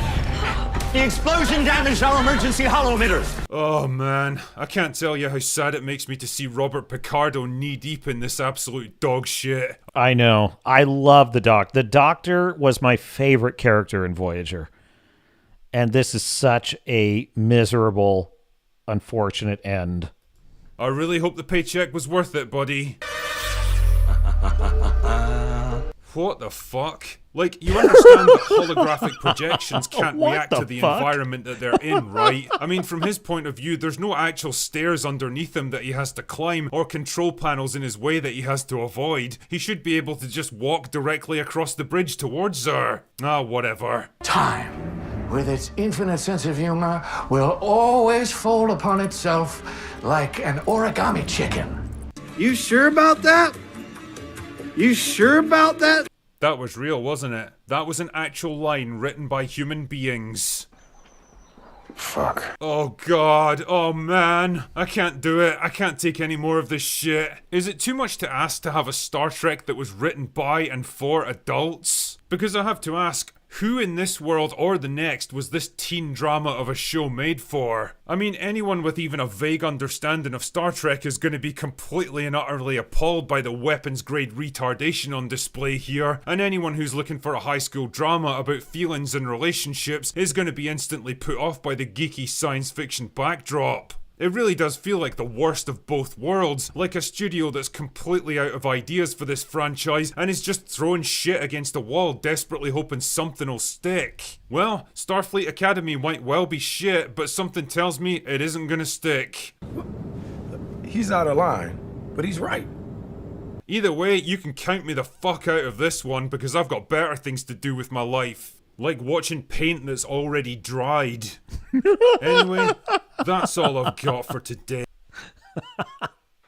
Paint that's already dried. Crowbar the Skull says, that's some brilliant dialogue. Yes, indeed. Hat tip critical drinker.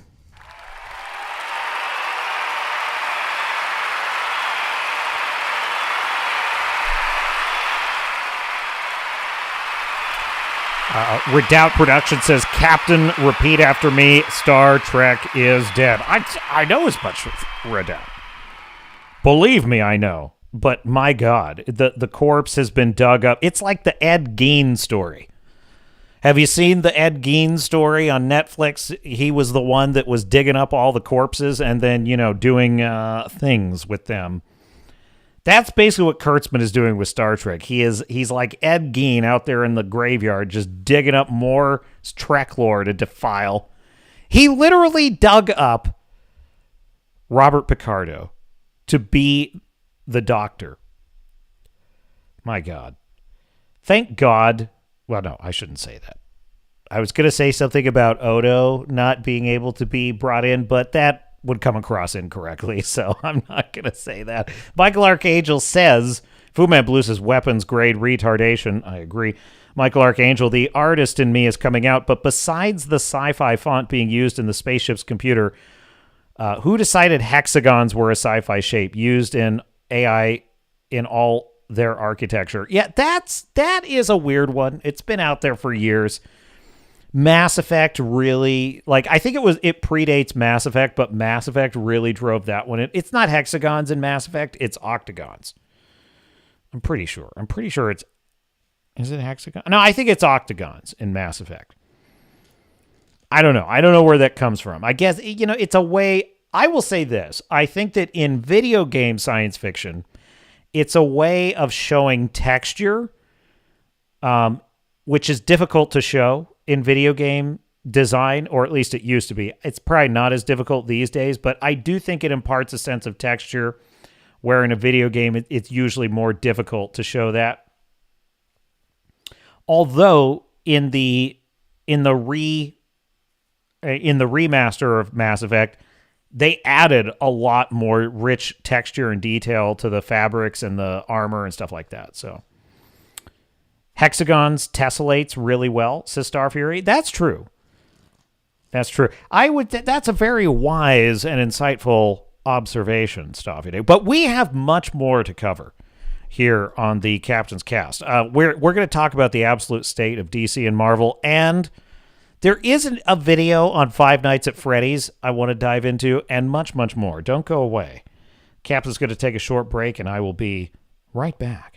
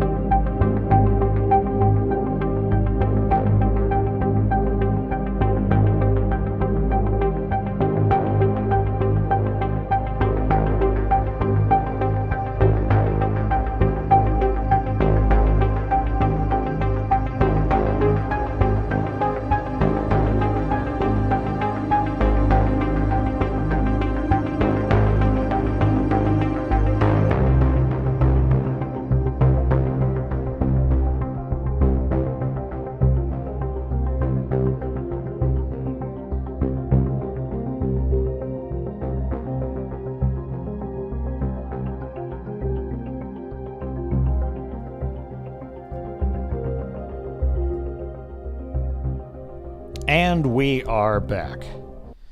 Welcome back to the Captain's Cast on the Swords and Starships channel. Me, your host, Captain Garrett. Please do like the stream if you're enjoying it. It does help. We got more, folks. We got more to talk about.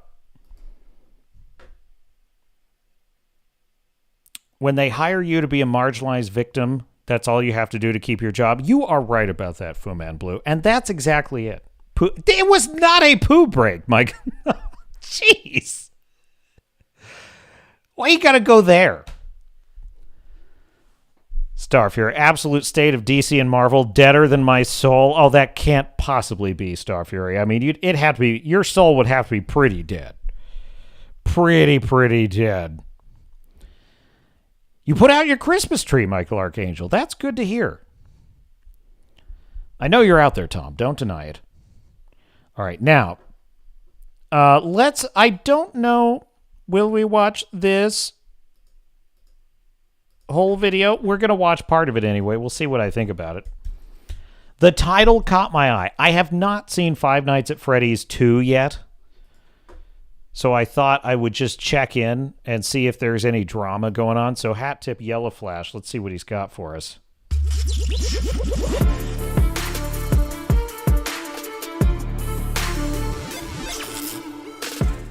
Are you a fan of Five Nights at Freddy's? If so, let me know in the comments. I've never played these games, but I know they're popular. A lot of people love them. They've been around for years. And they're successful enough that there's a movie franchise now because we're on the second one. Second one dropped this weekend, and it made quite a bit of money, 109 million worldwide bow. So here's the thing. This movie probably cost, I was looking around, I couldn't find an exact number, but many of the guesses were 36 to 55 million is probably what this movie cost to make. And I think that that's probably right considering who made it. Blumhouse made it. And if there's one thing that they're good at, it's making cheap horror movies. They really are. It's their skill. On a budget.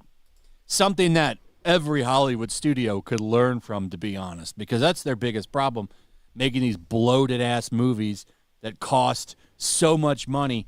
You need to make hundreds of millions of dollars for them to turn a profit. That's just not the way you should do business, especially in the 2020s.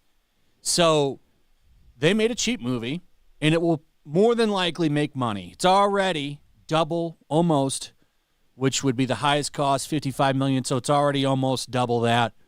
A little bit more, and it'll make a profit. It for sure is going to make money. So there'll probably be a third one. But guess what? Critics hate it. Oh, that's not surprising. I will tell you, Five Nights at Freddy's fans, they are dedicated. Who knew that there was such a crazy, rabid fan base for this? But and I don't mean rabid in that they love it. Of course they love it, but there's lore. They're like, you don't understand the lore. You don't understand the backstory. And I'm just like, wow. Reminds me of me back when I was a Star Trek fan. Don't like it. The premise of this film, well, the video game that it's based upon, rather, seems pretty straightforward to me. You're locked in a pizza place. You have to survive the night, monitoring the cameras before the critters get you. That's it. It's not that complicated. But if you listen to a Five Nights at Freddy's fan, they will tell you that the lore is so deep, so rich, so layered and complex. Frankly, you just have to be unusually sophisticated to even take it all in. That's the most surprising thing about the fandom of Five Nights at Freddy's for me. 15% for critics over on... And here we have our very own Redoubt Productions cluing me in. He says there is, in fact, lore. I'm not doubting. See, I'm not doubting that. I'm not doubting there's lore. I'm saying it's surprising to me that there's lore. That's what I'm saying. Redoubt saying, I thought for once I understood said lore, and then the fourth game happened, and then it got really random. Now, Redoubt, How is this possible? I don't understand this. I'm like such a boomer when it comes to Five Nights at Freddy's. It's about animatronic critters trying to get you. How is it more complicated than that? How is there more lore to it than that? Rotten Tomatoes. They hate it. They hated the first one too. Audiences love it. 87% for audiences, 88% if you turn it on all audiences. But critics hate it. For some pretty stupid reasons, by the way. One of them complained that the movie is too loud. It's too gosh darn loud with its jump scares. It's like an old man. It's like an old man argument. You kids are too damn loud. Pipe down over there. Too darn loud. Spoken like a true old man at a kid's movie. I'm going to guess, Frank, probably not a young man, probably the typical 30-something-year-old movie critic. Problem with that, though, is if you just look into that, I have found that loud jump scares are a core part of the video game's atmosphere. So the fans appreciate it. Once again, you have people that don't understand it. If you're going to remove this, if you're going to review these movies, you should have to be, I think you should have two reviews, one from a non-fan and one from a fan. But they only have one over here.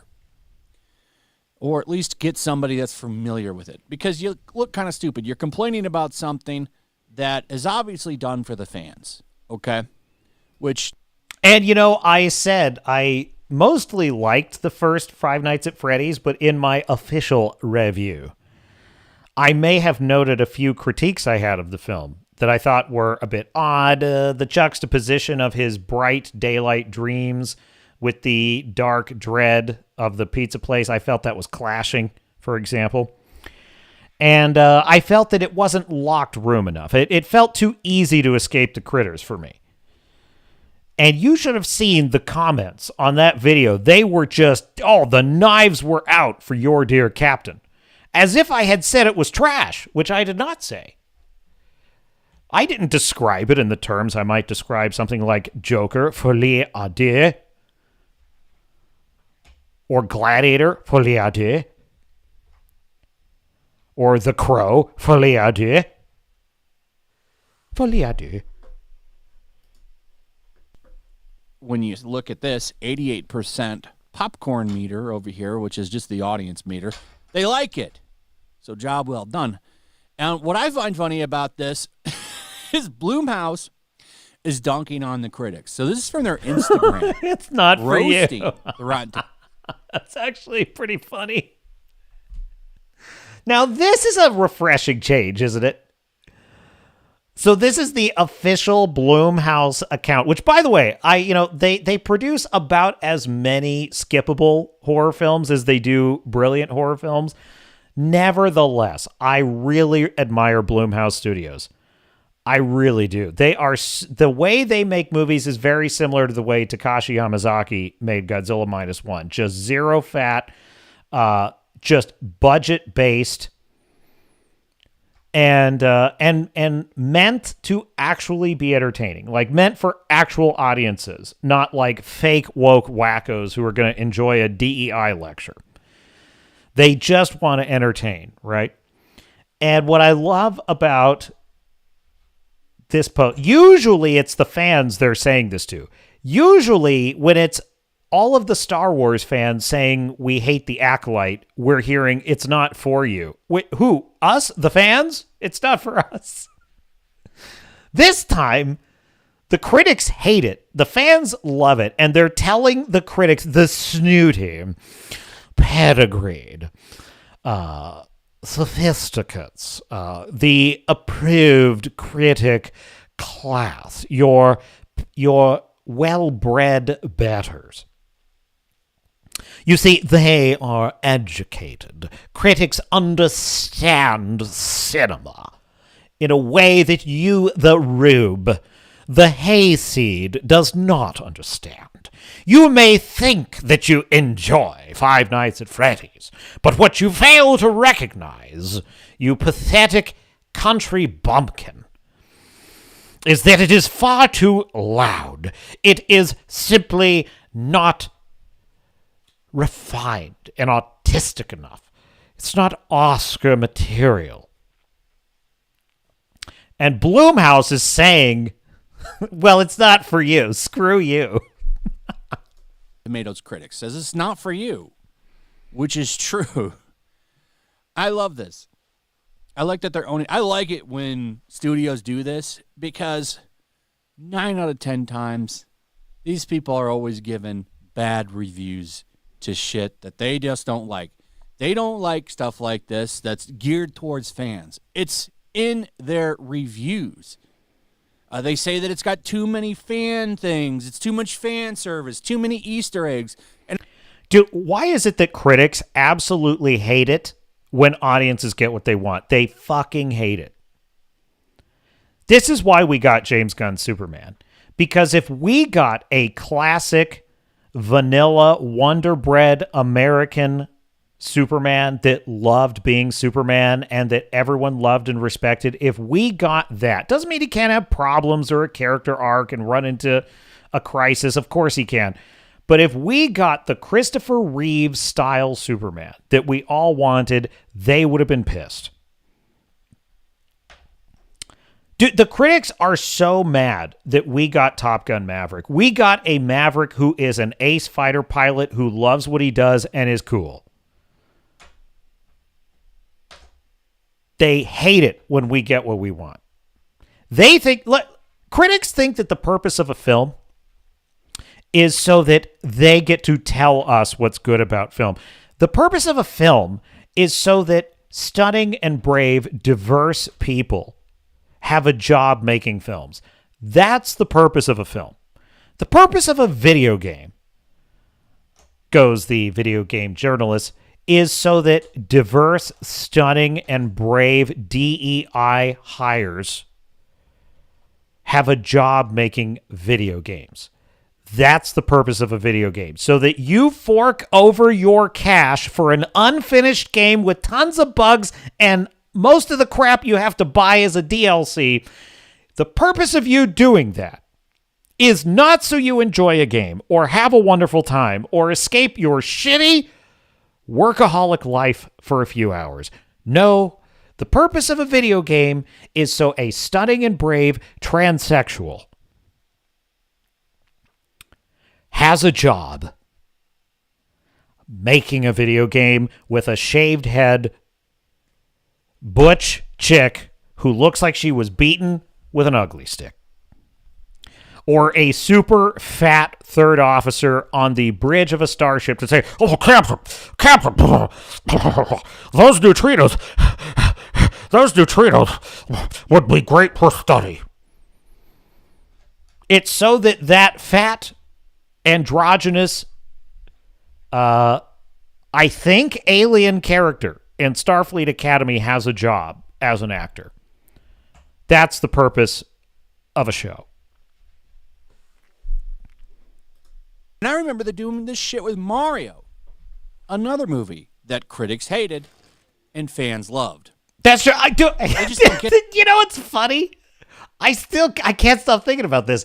So the early 90s Super Mario movie. Let me just get a picture of this. Let me get a picture of this, Mr. Producer.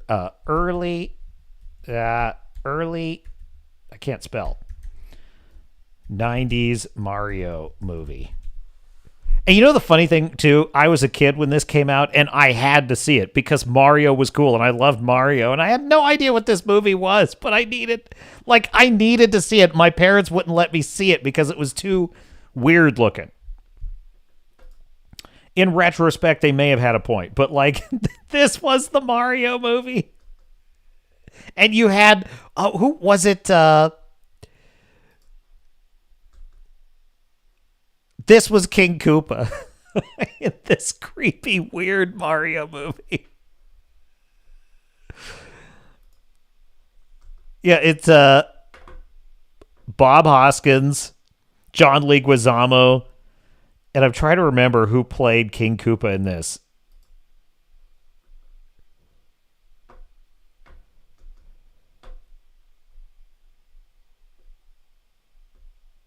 So anyway, okay, nobody liked this movie. This movie was a bizarre, nightmarish fever dream. No one has ever said that was a good movie, okay?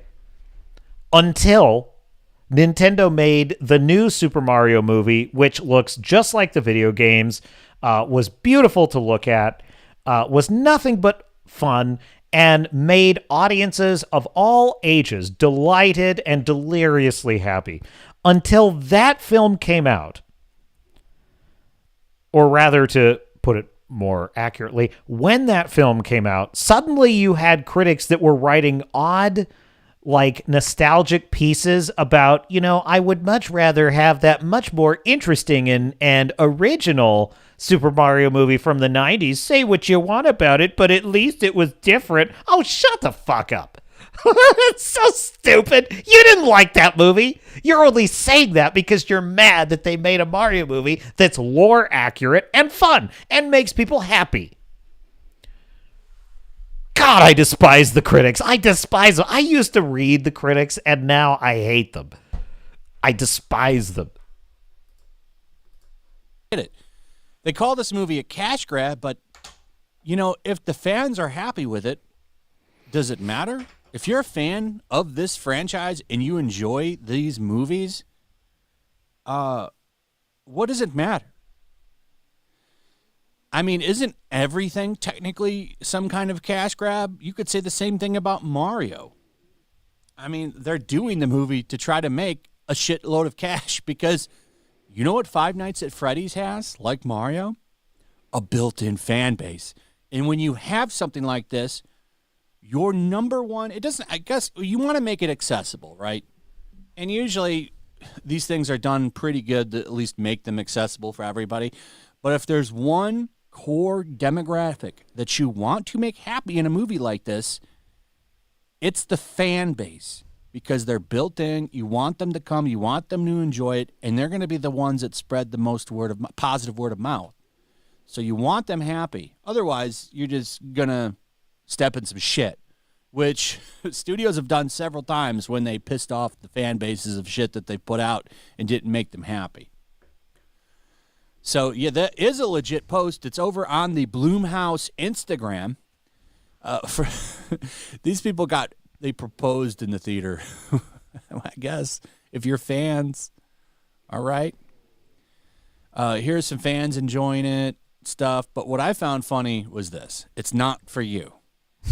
And obviously... Wait, I want to see what that said, because, okay, it paused there, Mr. Producer. I want to see if I can read this. I can barely read this. It's like, okay, I have to squint here. It says, this is what Bloomhouse posted on Instagram. This film is for the fans who clocked in and never left. TikTok creds, and then, okay, there's a list of TikTok fans. And then someone oh yeah, there's a comment on the post. It's not for you. I love this post. Another one said, my fiance proposed to me while on our way to the first movie. We got married. Oh, that's adorable. Listen. I cannot think of a better reason for the snobs, the sophisticated, approved intellectual critic class, to despise this movie, but that it made people happy and brought couples in love together. There's no better reason to hate a film for them than that. They're such miserable SOBs. Dude, the same people that tell you The Last Jedi is a great film are the same people that are saying Five Nights at Freddy is crap because it makes the fans happy. I just think this is what it should be. This is what movie studios should say. Whenever the weird, game journos and critic journos are like saying there's not enough diversity in the Star Wars or whatever it is, it should be the studios saying to the critics, this wasn't made for you. It was made for our fans. It's not for you. And obviously, I would say that it's true, especially when you take into account the Five Nights at Freddy's 2 review over on The Hollywood Reporter, where the guy complains about the loud jump scares. This movie wasn't made for 100. It's so stupid.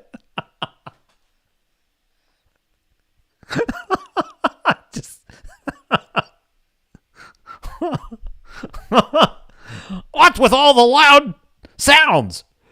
What's this? Some kind of scary movie? I thought this was about circus critters. Critics on Rotten Tomatoes. It was what kind of movie did my grandson take me to? It's too loud. It's confusing. Isn't made for them. I don't understand. Like, these people always bash shit that is specifically made for fans. It does kind of feel like that sometimes. Because, like, the Mario movie, blatantly made for fans. I do rather like this turn of phrase. Homicidal animatronic creatures return. Come on. How can you hate that? How can you hate a movie about homicidal animatronic creatures? I think they tried really hard. You know what? I wasn't very motivated to go see Five Nights at Freddy's just because, look, I'm not like, this may surprise you, but I'm not like a Five Nights at Freddy's lore super fan. But now that all the snobby, snooty critics hate this movie, now I have to go see it and see what I think about it. To its built-in audience, just like it seems like these movies are trying to do. And, I'm kind of just going off of memory here, but anytime I've seen a movie try to just reach out and overly please fans, these people get pissed about it. Remember Sonic? Remember when Sonic the Hedgehog 1 Yes. first dropped its trailer and had that ugly Sonic? Dude, it's such a pattern, isn't it? Sonic the Hedgehog, they hate that movie. Super Mario Brothers, they hate that shit. They hate that movie. The pedigreed sophisticates in the critic class. They despise Super Mario Brothers. What else? I'm trying to think of they just anything that just right down the middle, right between the eyes, nails the premise. It makes them mad. And they said, you know what? We want to make the fans happy. So they shut it down. Viewing party, says Michael Archangel. Captain's cast. Well, you'd have to be an ensign to be part of the viewing party, Michael Archangel. That $2.99 American money. And you know what? I'll tell you what I'll do. I'm feeling generous tonight. Let's see. Let's send out 5 free Captain's Cast memberships. And can I do more? You have 5 memberships left this month. Well, maybe we'll just hold the last 5 back. We'll just hold the last 5. There we go. Starfleet received a gifted membership. Michael Archangel is still a red shirt, unfortunately. Michael Archangel says, I might just ante up the $2.99. I'll tell you what, Michael Archangel, if you become an ensign, I will do a Five Nights at Freddy's watch party. I'll do that. We're doing the Godzilla -1 watch party later this month. We're doing it near Christmas time. Definitely doing that. Do you guys want to do a Stranger Things watch party? I could probably do that if you're interested. I don't know if you guys are... I kind of thought about doing that for Stranger Things, but I don't know. I don't know if this is a Stranger Things crowd. Let's see. I remember the first Five Nights at Freddy's. If memory serves, that one was released on streaming while it was in theaters. I thought. I might be wrong about that. I feel like I saw it on streaming, though. Where can I watch Five Nights at Freddy's 2? Is it only theaters? I get the weird feeling that I guess it's only theaters.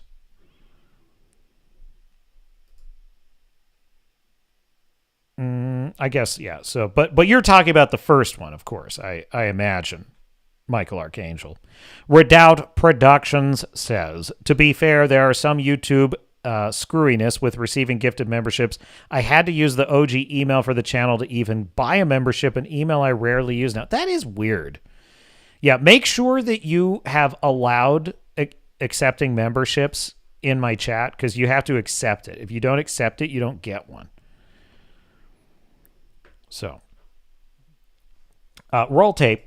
Down and fix the model.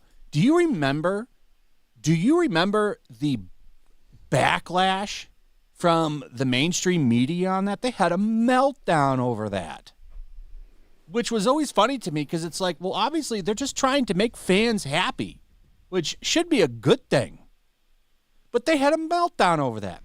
Bunch of pompous asses. That's what all these people in Hollywood are.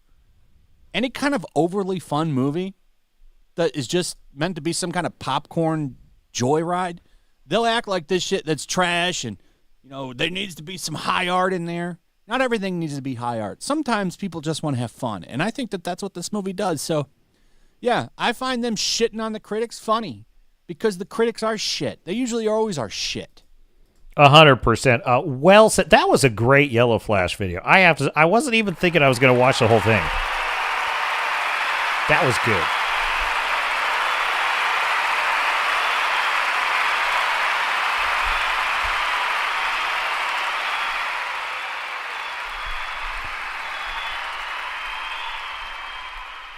All right, we'll do the watch party. We'll do that, Michael Archangel. Starfury says, Betty buys for me. Speak to you degenerates next week. All right, good night, Starfury. Catch the restream, because you can skip to the end if you need to. But I promise you, the closing video, the one I'm going to close on tonight, you're not going to want to miss it. So definitely, you are not going to want to miss the one I'm closing on tonight. I'm not telling you what it is. You gotta, so make sure you pick up the restream, and make sure whatever you do, if you want to support this live stream and help it grow, make sure to put a like on that video every time, every gosh darn time.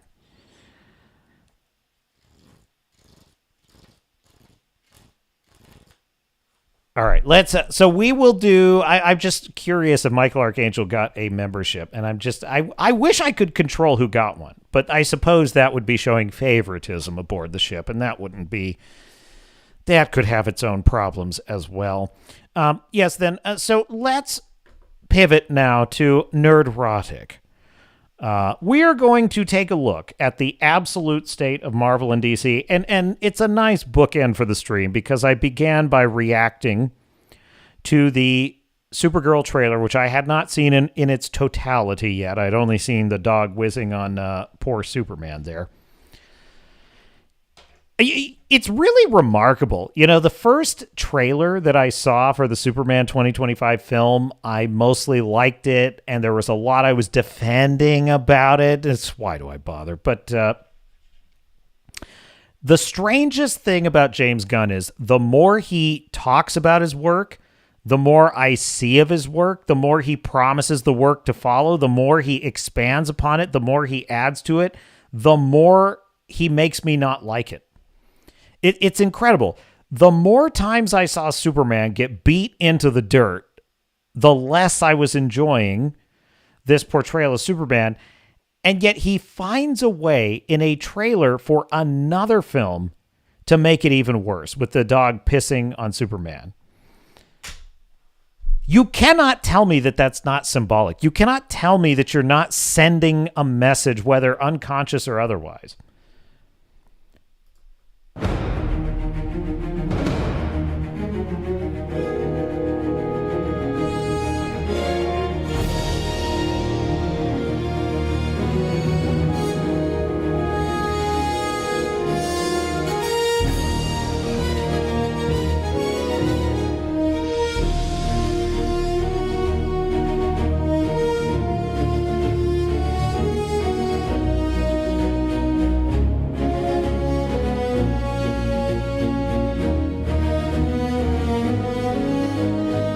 Oh, that shot. That shot from the first Spider-Man film, is it not just pure magic? Roll that back, Mr. Producer. The final shot of Spider-Man 1, the first Sam Raimi film, is absolute perfection. Absolute perfection. Here it is. Right after this. Look at that. So beautiful. This one also is this is all the Avengers assembling in the first Avengers film. That is probably the other truly most iconic superhero shot of all time.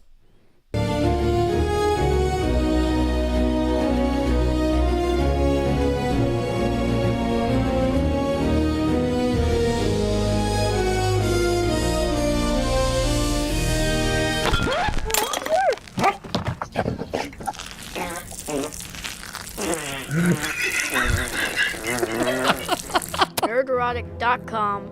Greetings, you over 1 million lovers of all things good and dislikers of all things bad. I don't think I'm going out on a limb here by saying it hasn't been a good year for superhero films. Many of us said back in July of 2025 its future would be decided with the release of Superman and the Fantastic Four: First Steps. And that answer came in the form of resounding mediocrity and diminishing returns. Which is sad because in many ways, superhero stories are American mythology, not only woven into the fabric of pop culture, but the entire culture. For generations, superheroes have captivated us with their embodiment of ultimate power and moral clarity, offering an escape into worlds where good triumphs over evil through extraordinary abilities and unwavering resolve. Their allure lies in the vicarious thrill of overcoming impossible odds, offering escapism where people can see themselves as agents of change in a chaotic reality. Ultimately, superheroes represent hope and aspiration while inspiring imagination, reminding us that there is the potential for heroism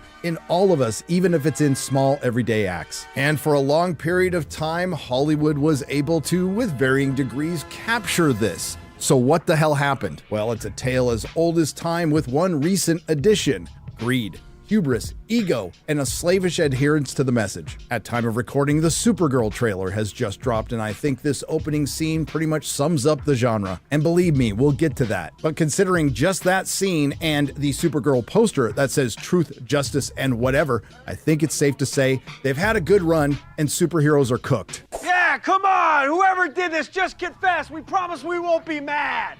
But how could you say that? We've got Spider-Man Brand New Day and Doomsday coming out. Well, believe me, we'll get to that as well. But how do we get here? Well, there is a plethora of videos on this channel explaining exactly why, but to keep this from being a 3-hour video, I'll keep this as brief as possible. Prior to 2020, Paramount and then eventually Disney were eating good with superhero films. The Marvel Cinematic Universe is something we will never see the likes of again. Phases 1 through... I 100% agree with that. I think that was lightning in a bottle. It was something organic. It was something that stupid algorithms and predictive models cannot create.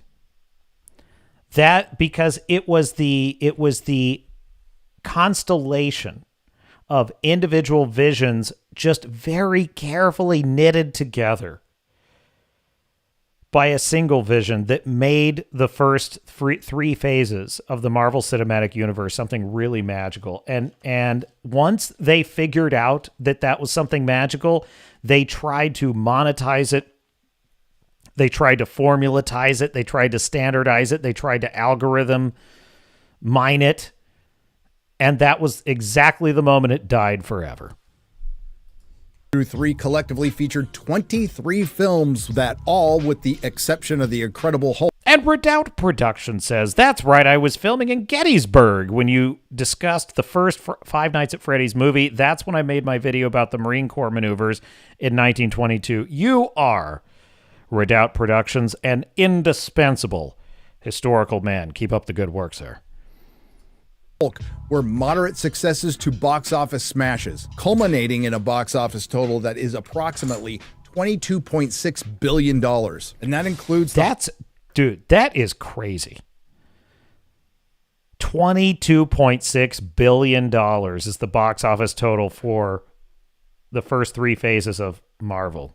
highest grossing superhero film of all time while adjusting for inflation, Avengers Endgame. And the majority of this was accomplished without their biggest character, Spider-Man, and completely without X-Men and Fantastic Four, turning B-list characters like Iron Man, Captain America, and Thor, and yes, they were B-list characters, and Black Panther into household names. A consistency that has never been seen in Hollywood and never will be seen again. And if Kevin Feige would have quit there, his legendary status would be remembered to the end of days and maybe beyond. They wouldn't just name streets after him, they would rename Hollywood Feigewood. You either die a hero or you live long enough to see yourself become the villain. Then there's the other side of that coin prior to 2020, the much maligned Snyderverse, or DCEU. The first 3 films were destroyed by the corporate critics, and we'll just say there was a lukewarm reaction from the audience, but from the people who do like them, they liked them a lot. And now Fu Man Blue saying, I knew it was lightning in a bottle. That's why I was so sad as I collected myself and headed out for the door opening night for Endgame.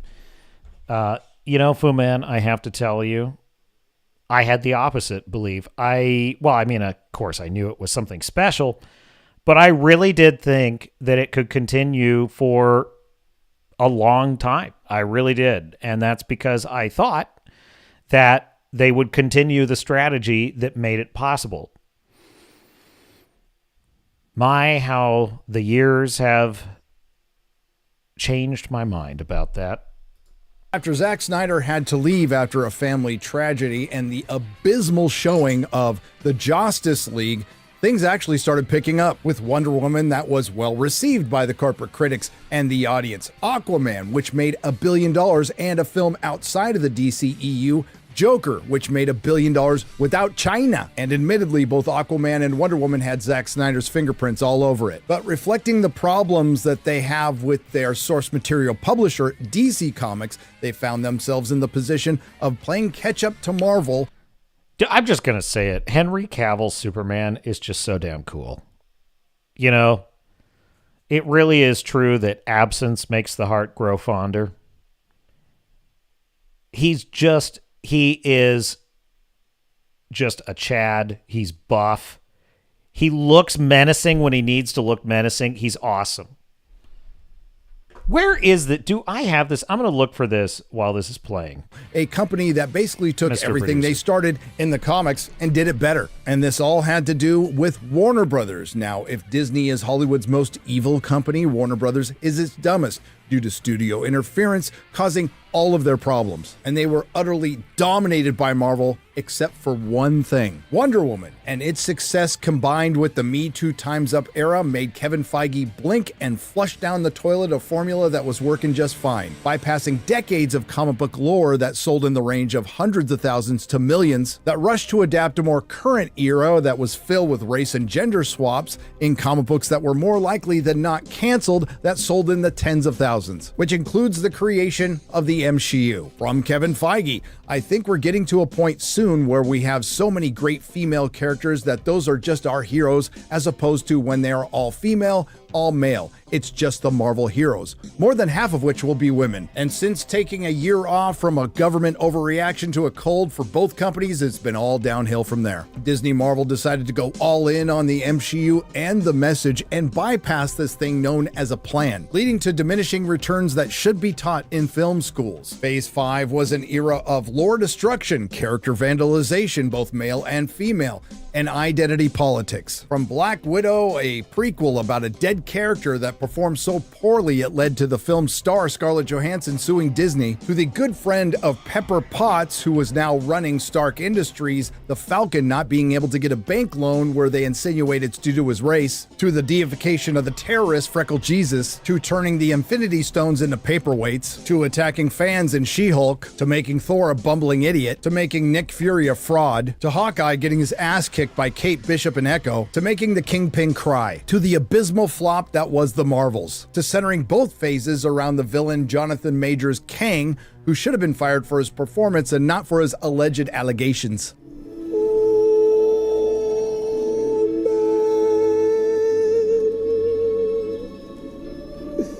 No. To the female Silver Surfer. Combine that with bloated budgets, bloated narratives, inconsistent storytelling, lack of focus, horrific CGI, and content overload, it was a recipe for disaster. Speaking of content overload, Marvel Phases 1 through 3 had roughly 50 plus hours in content in total. Compare that to Marvel's Phase 4 and 5, which had a combined 100 plus hours of content, give or take. And if even half of it was good, we wouldn't be having this conversation. Sure, there were successes, and if it wasn't for those bloated budgets, there might have been more, but the only unquestionable ones are Spider-Man No Way Home and Deadpool and Wolverine. Both films were filled with cameos from characters largely out of the MCU, and 75% of Spider-Man's profits went to Sony. Speaking of Sony, because we don't want to leave them out of this, although they are easy to forget despite the success of the animated Miles Morales films and the inexplicable success of a couple of Tom Hardy Venom films, they've also given us bangers like the memeable Morbius and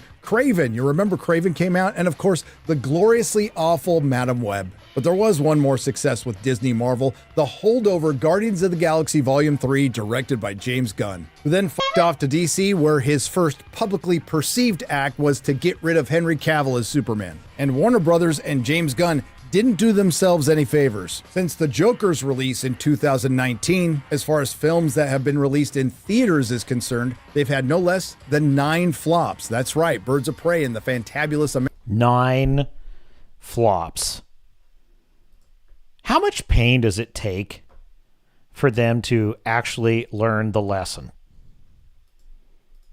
Emancipation of One Harley Quinn flopped. Wonder Woman 1984 flopped. The Suicide Squad, directed by James Gunn, flopped. Black Adam flopped. Shazam! Fury of the Gods flopped. The Flash, featuring Michael Keaton's return as Batman and 2 Ezra Millers, flopped. Let's talk about Blue Beetle. It flopped. Aquaman and the Lost Kingdom flopped. And Joker 2 flopped. And their only real successes, The Batman, which is a divisive film, mostly due to its horrible third act, and the best thing they've done since Joker 2019, the Penguin series on HBO. And then there's James Gunn's Superman, which was neither a flop or a resounding success. It's the film equivalent of what our pal It's a Gundam calls a gassed up mid. Since 2020, combining TV shows and film, DC, Disney Marvel, and Disney Sony have produced 66 projects. And the vast majority of them have been mediocre to abysmal. Because again, if half of those projects were mediocre to good, we wouldn't be talking about superhero fatigue. I mean, could you blame anyone? Even the biggest fans? Christ, 66 projects? Boy, that escalated quickly.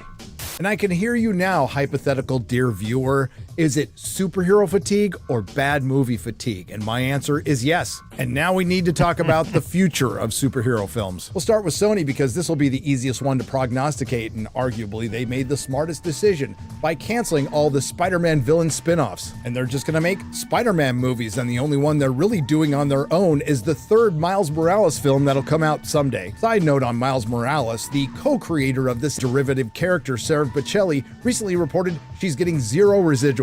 Now, while it's an undisputed fact that Miles Morales is Miles Morales, Marvel should still pay the lady. As far as the DCU is concerned, I would say it was looking pretty hopeful until Superman came out and James Gunn started running his yapper, which has been the prime contributor to the DCU being so divisive. Aside from the fact that he should have probably focused more on making a good Superman film instead of planning an entire cinematic universe that he was going to change anyway, including announcing The Authority as your second film, which was Fu Man Blue saying Cavill's the quintessential cutout for Superman. There's never been a better fit. I agree.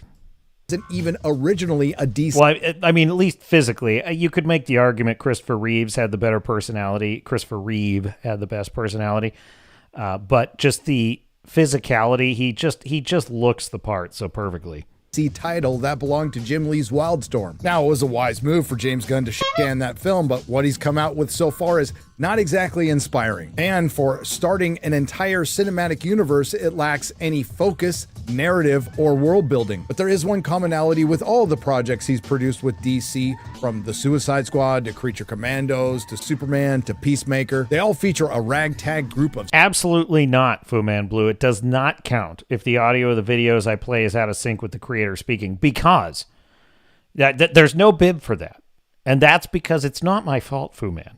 It's either that or bad audio quality, and because the audio quality is excellent, I can't oblige, sir. smart-talking, irreverent, and semi-cynical heroes, but mostly anti-heroes, who come together due to some crisis and go on an adventure where they find the true meaning of heroism and found family. All set to a soundtrack of classic pop tunes or music from bands that would fit nicely in the mid-2000s Coachella lineup, which I know is totally different than Guardians of the Galaxy. But in all seriousness, as a fan of most of James Gunn's work, I did question if he was the right guy for Superman, and that was answered after I saw Superman. He's not the right guy. So far, we've gotten a cartoon nobody's watched, a Superman movie where Superman wasn't very super and the best character was Mr. Terrific, and he's introduced things like prison sex and a drug-filled bisexual adult SWAT. Wait, what? I missed the whole thing about prison sex. RA before things like Batman and Wonder Woman. And yes, Peacemaker Season 2 in particular was as bad, if not worse, than any Disney Plus show. But absolutely none of it. Michael Archangel. Time to upgrade my 14K modem. Look, how am I supposed to? Okay, don't make me go all DSP on you. Listen, guys, I need more super chats. If I don't have more super chats, how am I going to afford a better setup? How am I going to upgrade from 14K? I can't do it, guys. I can't do it without more super chats. Come on, guys. We got to get the support going here. Look, we got Michael Archangel over here, and I can't even pay my bills, and Michael Archangel over here is saying he can't do $2.99 for a membership. I mean, seriously, guys. Go all dark side, Phil. Just be like, Michael Archangel, you gotta give me money. How else am I supposed to? The shitty equipment. It's your fault. It's not my fault. I'm just kidding. But the channel's gonna have to get a little bigger. Okay. It's not the size that matters per se, except when it comes to YouTube channels. The size does matter for the quality of the equipment. I'm working on it, okay? I'm working on it. I promise. It is aspirational or inspirational, something that's vital in a Superman movie and for establishing the foundation of a DC universe. This brings us to the next film of the DCU, Supergirl, who was last seen at the end of Superman's James Gunn, where she called the Man of Steel a bitch. Thanks for watching him, bitch! Your little quips, we get it, man. You're edgy and cool, yeah. Now, the poster was revealed prior to the trailer release, where it said truth, justice, and whatever. Now, if they had used truth, justice, and the American way at any point in Superman, this might be justifiable. But considering... You know, that is an excellent point. That is the quintessential problem with that line. I could not put my finger on it.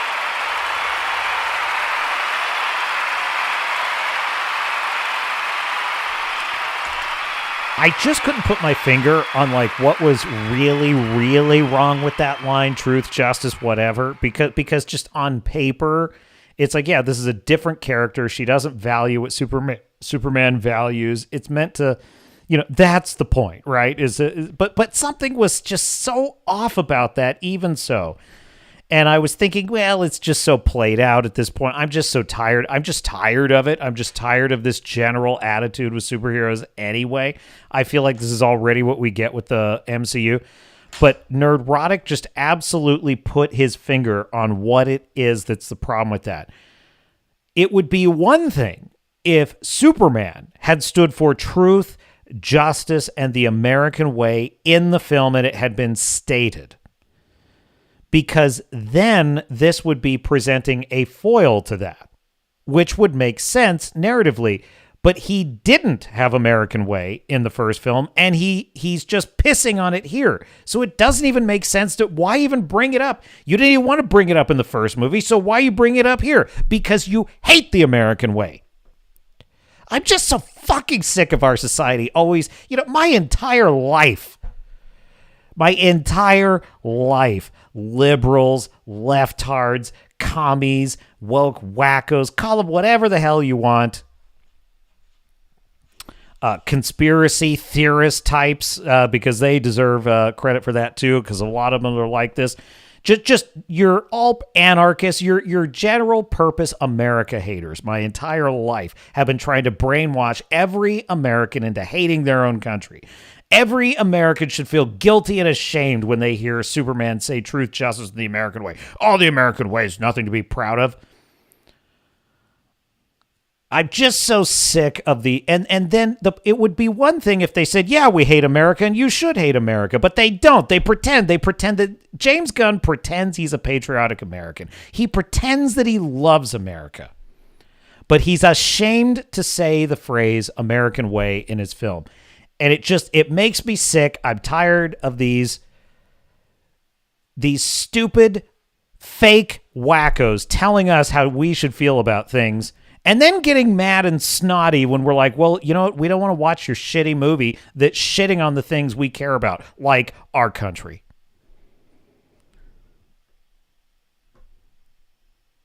And you know something? They're paying a high price for it. Because 9 DC flops. They didn't. It looks like exactly what it is. More nihilism and cynicism. And the trailer certainly didn't help because, again, it opens up with Krypto peeing on the face of Superman on a newspaper. And for anyone trying to justify this by pointing out that Kara Zor-El is also on that newspaper, stop it. The stream hits him right in the damn face, and it was just a bad decision. Sure, good job on creating conversations online, but it's not going to do anything to win people over. The only highlight was a 1-second silhouette of Lobo, but otherwise, it just looked like another carbon copy of Guardians of the Galaxy, and it featured this line. He sees the good in everyone, and I see the truth. Just more irreverent, cynical nihilism. In other words, James Gunn's wheelhouse. But if you were wondering why there was so much gaslighting to make Superman look like more of a success than it was, well, we got our answer.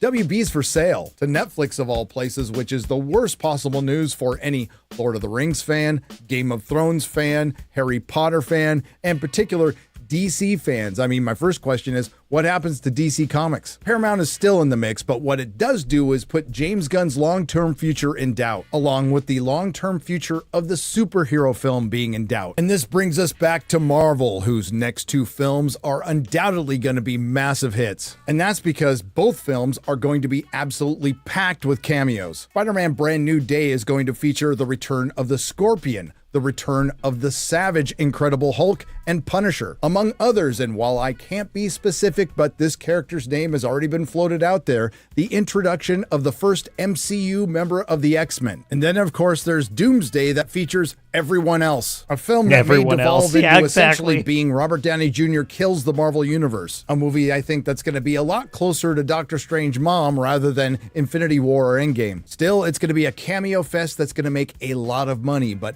as with Spider-Man No Way Home and Deadpool and Wolverine, it is not going to solve the long-term problems of the MCU or superhero films. Recently, the Doomsday teams were revealed, and they were mostly dudes, leading to 5s and 10s of women on Twitter decrying that they need the MCU back, proving collectively that they have the short-term memory of a goldfish, considering we just got the female Silver Surfer and Ironheart a few short months ago. MCU versus MCU. Now, even I was starting to feel it was a little MCU-y the last year or so. Maybe, it sounds horrible, but it was kind of getting crazy. I think Disney overall has had a little bit of an issue with that. No matter how many women you cram into these movies, for the most part, they don't go.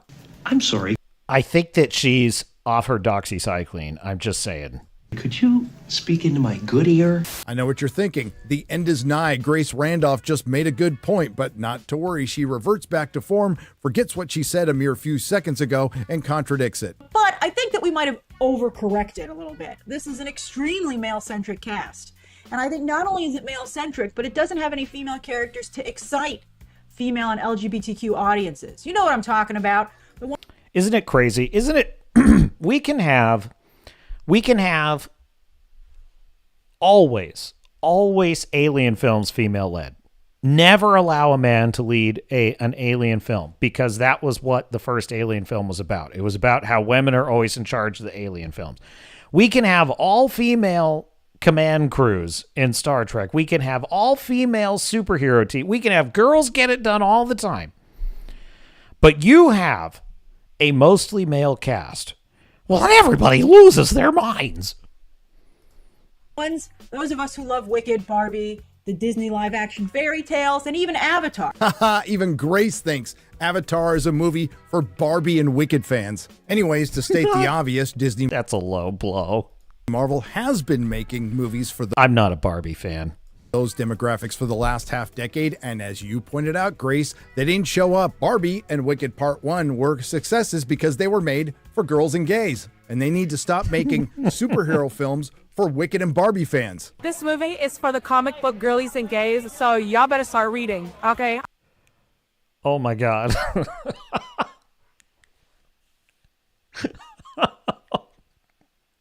I saw it once already, and I still can't believe it.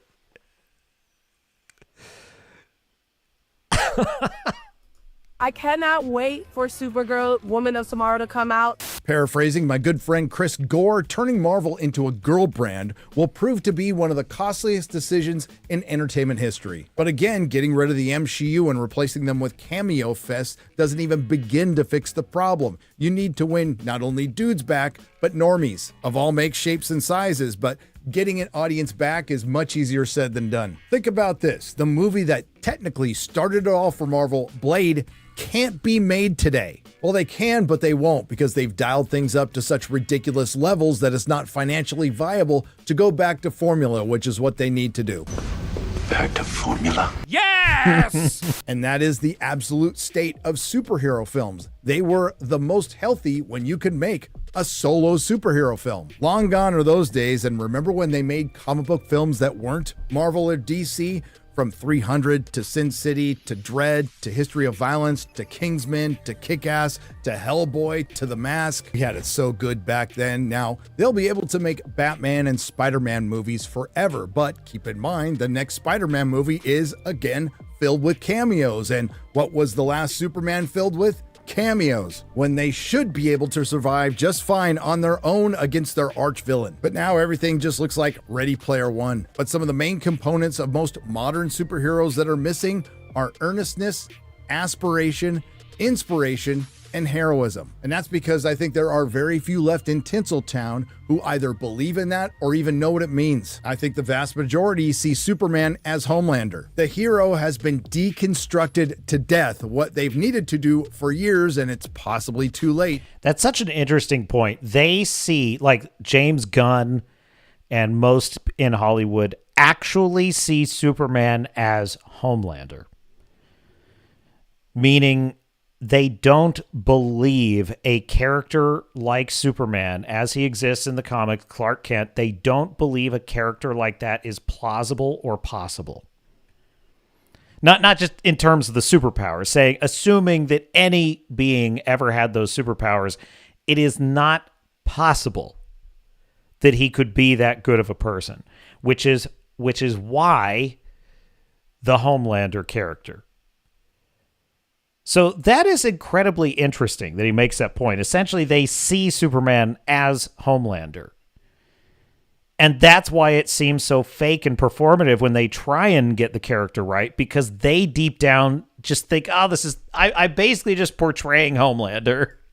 If his dumb fans didn't know he was an asshole. Construct a hero. The reason films like Star Wars, Christopher Reeve's Superman, and Sam Raimi's Spider-Man hit like they did, aside from being great films, is they were well-timed. They were inspirational stories in bad times. And God knows we can use that right now, and I know some might feel that is childish or naive. Well, I'd rather be that than some nihilistic black-pilled twat. Because right now, Hollywood's just deconstructing the deconstruction. When everything's irreverent, then nothing is. And how in the hell can you subvert expectations when the expectation is the thing we love is going to be subverted? And that's why people are just over it, which is certainly reflected in those box office numbers. And that's why it shouldn't be a surprise to anyone that Crypto pissing on Superman's face is the encapsulation of the absolute state of superhero films, which is a damn shame because the degradation of our American mythology, including but not limited to Star Wars, Star Trek, and the superhero film, can match the degradation in pop culture and culture. And that's not a good thing. And we've gone from truth, justice, and the American way to truth, justice, and whatever. And if Hollywood doesn't care, why should we? Nerderotic.com. Hat tip. If you like what you heard, please like, share, and subscribe. If you didn't, Nerdrotic with a great video, as always.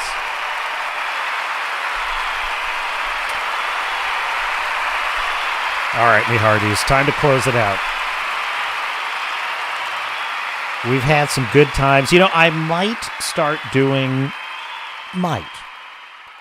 I'm considering. Kind of depends on how I want to do my video strategy. But I might start doing multiple streams per week. But we will see.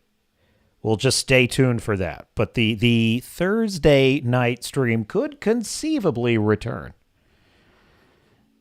If you're good. If you're good, chat. Maybe. We'll see what happens. Okay, so I did promise you that the final video of the night would be one you don't want to miss. And I think I've chosen a pretty good one. This is the one we're going to close it out with. So there are times that the wackos exceed even our wildest expectations of how crazy they could actually be. Okay? And so I came across this. I came across this on X. A new Netflix film. And I thought, this is a joke. Like, this is the Babylon Bee. This can't be accurate. So, hat tip geeks and gamers, I haven't seen this video yet. We're just going to live react to it. Pedro Pascal's trans coal miner sibling? Netflix's Queen of Coal. For people that do not know, Pedro Pascal has and this is brother a clip who identifies as... This is a clip featuring the angriest man on the internet, Ryan Cannell. So I haven't seen this video. It's not very long. I'm just hoping, I am praying that we get a Ryan Cannell meltdown, because a Ryan Cannell meltdown is just one of the most exquisite things on the internet. It must be seen to be believed. Roll tape. His sister. Lux Pascal's deluxe debut. Pedro isn't the only Pascal who's burning up the screen. His younger trans sister has acting ambitions of her own. Oh, no. It's not enough. It's not enough that they fucking torture us with this dweeb, Pedro Pascal, in every goddamn movie. Now we are going to be tortured with his trans sister. We got, here we are thinking that maybe, just maybe, they're getting the hint that we're worn out of Pedro Pascal. No, we're going to get more Pedro, and we're going to get the tranny sister. We're getting both. Now, I talked about this in June, like when this article came out, about this fucking story that was supposed to come out, or this movie that was supposed to come out, and it is almost here. And of course, it's going to be on Netflix. Queen of Coal. The premise of this film is the fucking funniest thing. Just leaving aside the transgender part of it, okay? Like the headline is. This is the headline. He's probably going to read it too, but a trans woman that I cannot believe this sentence. A trans woman dreams of working the coal mines. It's just so stupid. Just forget about the trans part for a second. A man dreams of working the coal mines. Said fucking no one ever. There's nobody. It's like she dreams of being a life insurance salesman. She dreams of being a sewage pipe cleaner. It's like nobody dreams of that. Netflix teases new film Queen of Coal about a trans woman who dreams of working in coal mines but has to fight against the patriarchy despite being a man. That is the description. Bro, I could be wrong. Someone could correct me. I'm not above correction.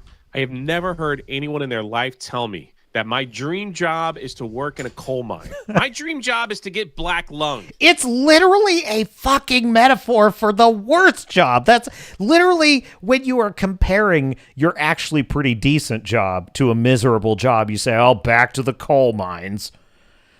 It's literally a metaphor for the kind of job you only do because you have no choice. My dream job is to work in an environment where I'll probably get cancer. The sickest part of this, is that the technology that this person probably uses on a daily basis, as do we all, is based on the lithium-ion battery, and there are entire, populations of child slave laborers digging up cobalt and lithium to fuel our batteries, and their lives are short and mostly hell. And this dumb bitch is making a movie about dreams of working coal mines. It's literally embarrassing. It's embarrassing that my own society is producing trash like this. If anything makes me ashamed of being a little bit, it's that those poor children, if they ever just happen to hear about this, are going to have to hear about how while they are digging up the cobalt for our batteries, we are making movies about poor trans women who are not being allowed to fulfill their dreams of mining. It's not possible.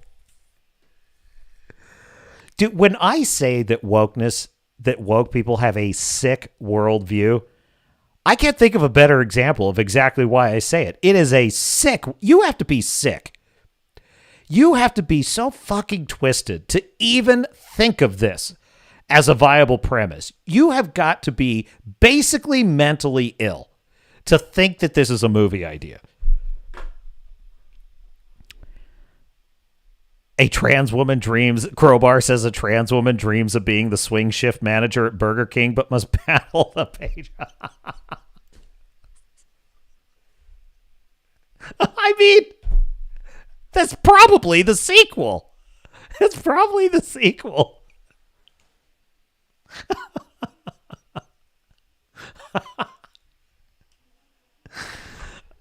Queen of Whopper. You know, we joke about... Listen, I'm telling you, Crowbar, I saw this and thought it was a meme. I did not believe this was real because it's exactly like your joke. You just joked that, oh man, she dreams of being a swing shift manager at a Burger King. Nobody would ever make that movie, but look at this. I can't even believe this is real. Sir, that's my dream job. I can't wait to be a coal miner and get all the diseases that gets wrapped up in that being a coal mine person. Shout out to the real coal. My great-grandfather actually was a coal miner and had black lung plaguing him until his dying days, and he died of lung cancer. And the reason that my family was even on the West Coast is because he moved there so that his sons would not have to work the coal mines. That was the whole reason he uprooted his family and moved in the early 20th century, so that he could avoid this fate for his sons. It's literally nothing anyone dreams of doing. It's what people dream of escaping. It's like communism. Communism has to build walls to keep people in. They're doing the dirty work, not this fake stuff right here. But still, it's like I've never heard that before. Have you heard that? I could be wrong. Like I said, I don't know. I know there's plenty of people that are perfectly happy with their coal mining jobs, but I'm saying I think dream the bigger, job. I'm not saying they're not happy. I'm just saying, like, I think the bigger key to this, which makes it so strange, is that you have a man who is pretending to be a woman who is saying, you need to give me my place as a female coal miner in this patriarchal society, when they're actually a man. That's what I like. We're trying to pretend like we're. She's like,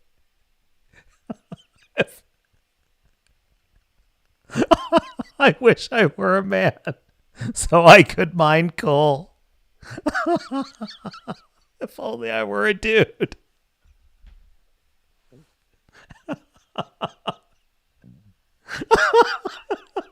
It's such a good setup for a movie.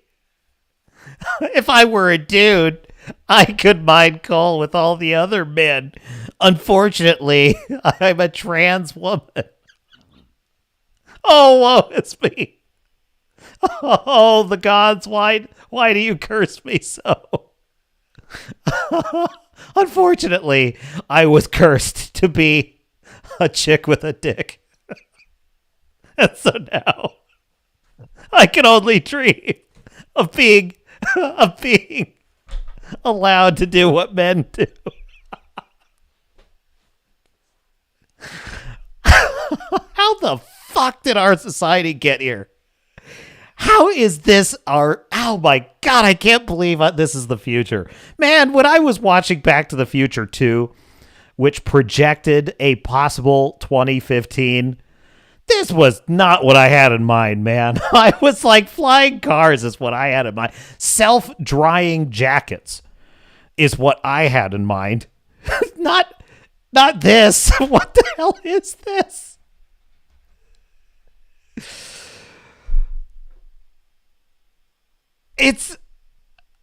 The layers of mental illness that conspire to create this insanity, it's breathtaking.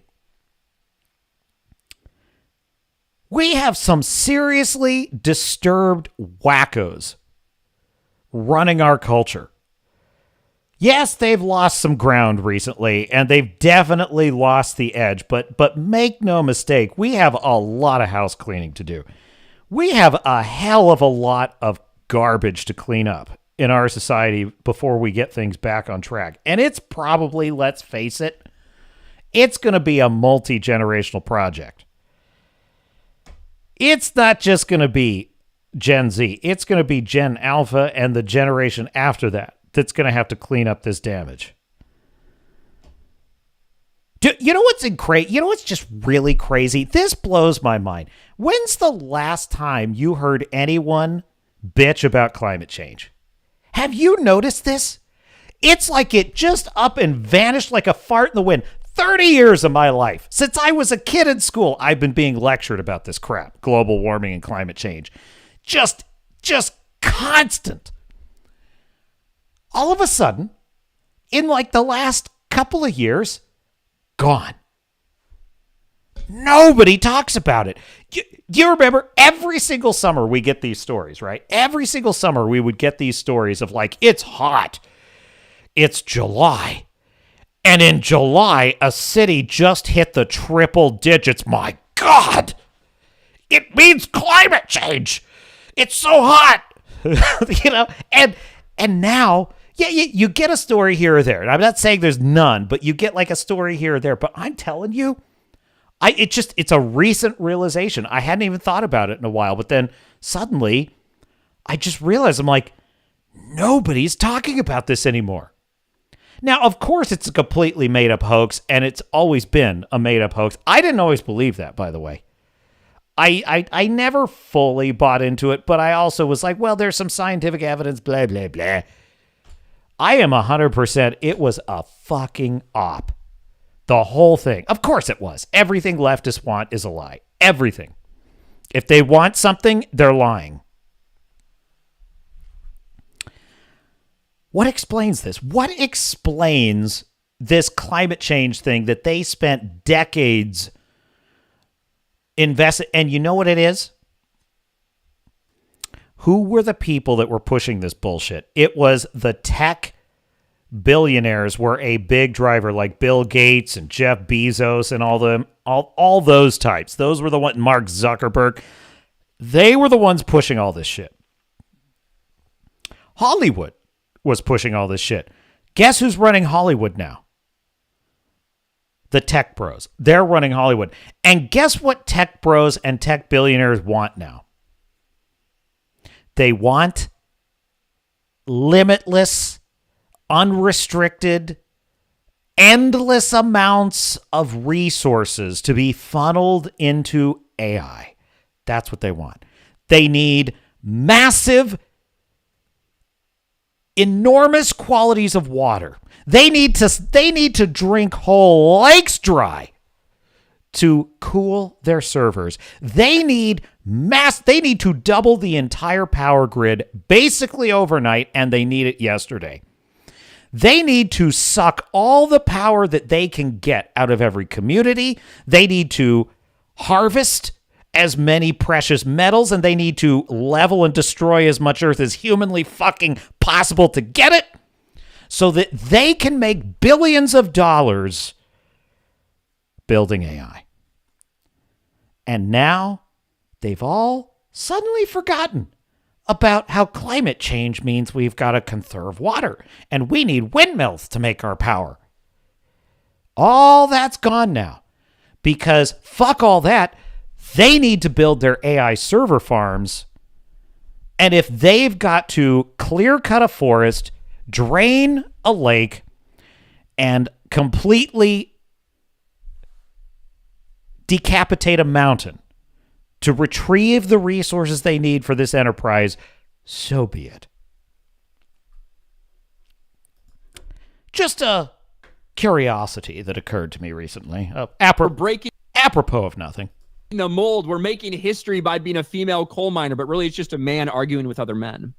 A trans woman dreams of working the coal mines, but in a town steeped in superstition and patriarchy, Carlita must fight to earn her place underground. Now, this is apparently based on some true fucking story in some way. Now, obviously, everyone's bashing Netflix for this. I just want to make it clear, this is not a, like, Netflix didn't make this movie. It's just like other thousands and tens of thousands of things on their platform. It's like an independent movie that comes out in theaters in a couple places, and Netflix pays like a little bit for the distribution rights on streaming. And so it's on their streamer now. This movie was released internationally in like June or July or something like that of this year. But this is Pedro Pascal's brother who pretends to be his sister. And the true story, at least unless somebody was trolling me, was about a man working the coal mine that also wanted to be a ballerina. I don't fucking know, dude. So I pulled up the Wikipedia to look at this, right? Queen of Coal, in Spanish, it's Miss Carbone, a 2025 biographical drama film directed by Agustí Macri, written by we gotta Erica... read subtitles to watch this movie. Maybe. I don't know if it's dubbed or not. The plot follows the story of Carla Antonella Carlita Rodriguez, a trans woman and the first trans miner in Patagonia, an occupation vetoed for women.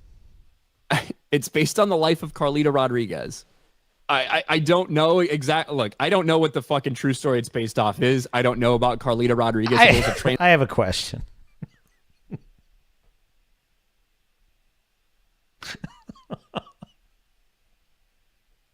Whose life is more worthy of study? Robert J. Oppenheimer? Or J. Robert Oppenheimer, is it? I can't, which way does the J go? Or this Carlita babe?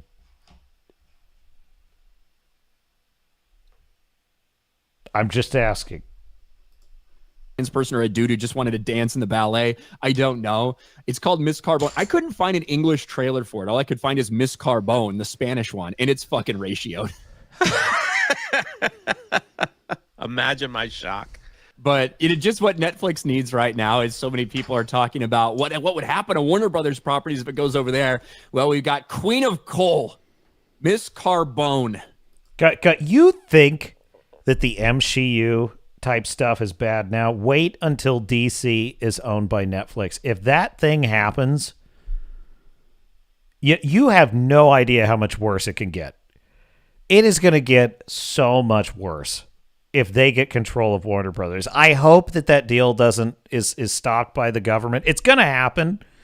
If it isn't stopped by the government, it is going to happen. And they are going to have oh my God. Can you even imagine what they're going to do to the Harry Potter series? Holy shit.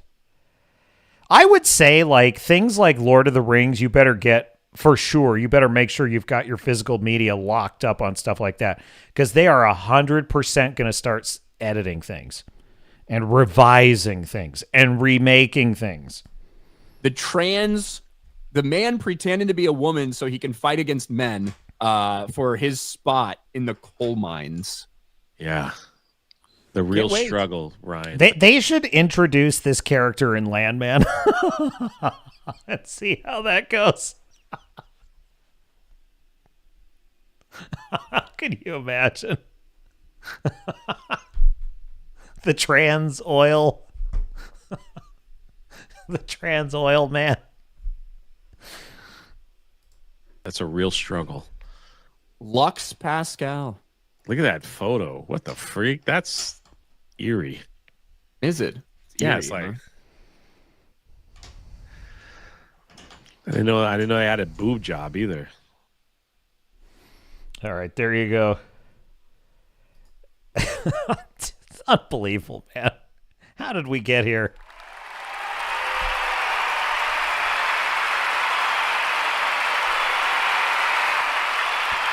I really needed more of a Ryan rant there. I really did. I wanted a Ryan rant. But hey, you know what? It's time to muster the troops.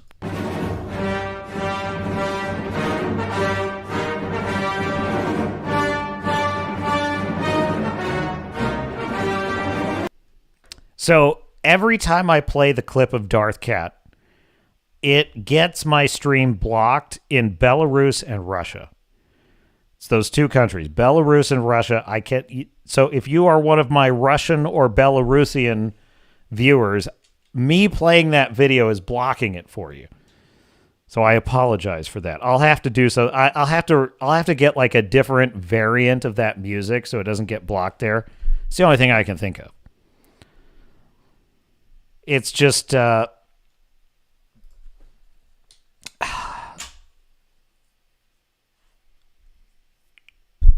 the absolute state. It's time for us to fight. We have to fight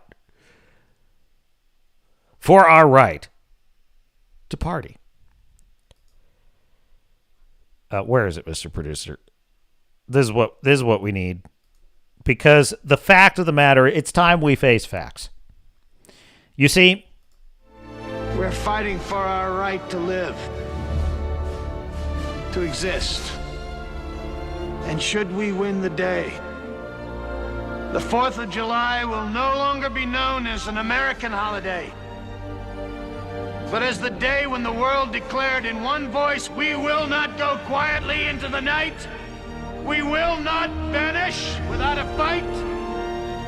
We're going to live on. We're going to survive. Today, we celebrate our Independence Day.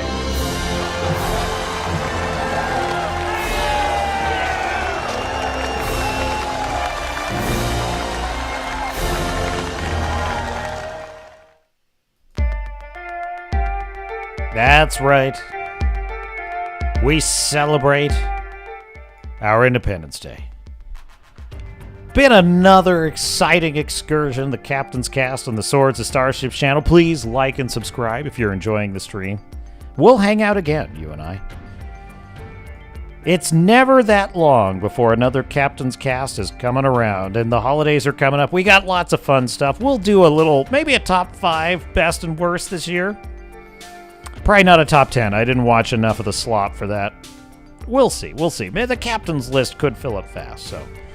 Fu Man Blue, Michael Archangel, Starfury, Redoubt Productions, Crowbar the Skull, and any potential lurkers out there, thank you for joining. Tom, I know you're out there. Don't deny it. This has been the Captain's Cast, a production of Swords and Starship Studios, Incorporated. Check out Galaxyborn at www.galaxyborn.com. And until next time, my dear sailors and star nuts, I will see you out there.